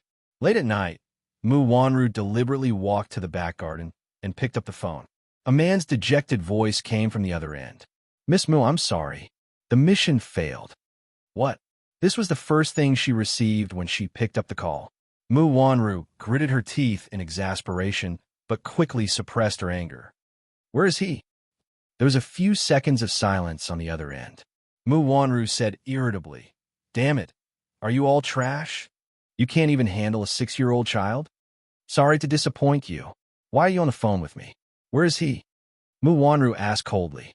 There was another long period of silence on the other end. Suddenly, he said, "He's been caught." "What?" Mu Wanru cried out in shock. An inexplicable panic quickly spread in her heart. In a remote underground warehouse on the outskirts of Beijing, Li Hanlin unlocked the chains, and Yun Tianyu followed closely behind him. Just as they stepped through the door, they vaguely heard a hoarse roar. Inside the warehouse, a man was chained to a wall pillar with his hands tied behind his back. His clothes were tattered, and there were many whip marks on them. He was trembling from the excruciating pain. His body was already riddled with scars, and his face was covered in blood. It was hard to distinguish his facial features, but one could vaguely make out a pair of huge eyes that were staring in despair. The man in the suit raised the whip in his hand and continued to whip him. The man was in so much pain that he was barely breathing. He couldn't even make a complete and coherent sound. Chapter 475. Under such a brutal interrogation, the man's mouth was still sealed tightly, and he didn't spit out half a truth. Under the dim light, Yin Tianyu slowly walked to him and sized him up. Finally, he sat down on the chair Li Hanlin had brought over. He sat leisurely with his legs elegantly crossed. His thin body sank into the sofa leisurely. His delicate face was cold and indifferent. Even though he was still a child, no one could ignore the chilling aura emanating from his body. Between his brows, there was a sharp and intimidating aura. Although it was restrained, it could not hide the untamed edge as if it were born from darkness. The whipping continued. Without his command, no one would stop. At this moment, the warehouse was dark and filled with a murderous aura. Yun Tianyu lowered his eyelashes. His pair of beautiful yet cold eyes did not look at the man. He was still in his own world. However, no matter how tragically the man was being whipped, Yun Tianyu's brows remained calm and unmoved. Gradually, the man's voice stopped. Li Hanlin slowly walked to his side and whispered, "Director Yun, this man is not making any sound." Yun Tianyu calmly raised his eyes and looked at the unconscious man with cold eyes. He asked coldly, "Is he dead?" "No, he just fainted from the pain." "Oh." He calmly nodded his head. His thin lips curled into a treacherous and cold-blooded arc. "Wake him up." "Yes." Li Hanlin bowed and ordered his men to bring over a bucket of salt water. Moments later, the poor man, who had finally fainted, was splashed with a bucket of salt water. The pain woke him up again. The torture continued. "Just kill me. Just kill me." Yin Tianyu turned a deaf ear to the man's pleas. It was as if what was happening before him had nothing to do with him. He did not even bother to look at the man. He did not say a word until the man fainted again. Li Hanlin walked to his side and was about to ask him when he heard Yin Tianyu say, "Put him on the floor." "Okay." Li Hanlin placed him on the ground.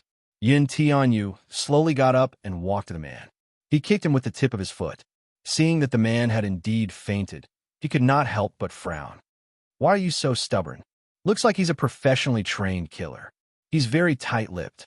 I've interrogated him for so long and used so many methods, but I still couldn't pry his mouth open." Yin Tianyu glanced at the man's face and coldly said, "It's him. You injure my brother's hand because of you." Yun Tianyu's lips curled into a sinister smile. "You're not going to tell me, are you? All right, I'll play with him." With that, he ordered coldly, "Fix his limbs to the wall." "The wall? How do you fix it?" The men at the side were puzzled. The wall was bare and there was no fixed place. How could he tie her up? Giving him a sidelong glance, Yin Tianyu walked over and took out a sharp dagger from his waist. "Use this." Everyone shuddered. What he meant was to use the dagger to pin the man's limbs to the wall. What a ruthless method. It was truly creepy for a child to think of such a torturous method.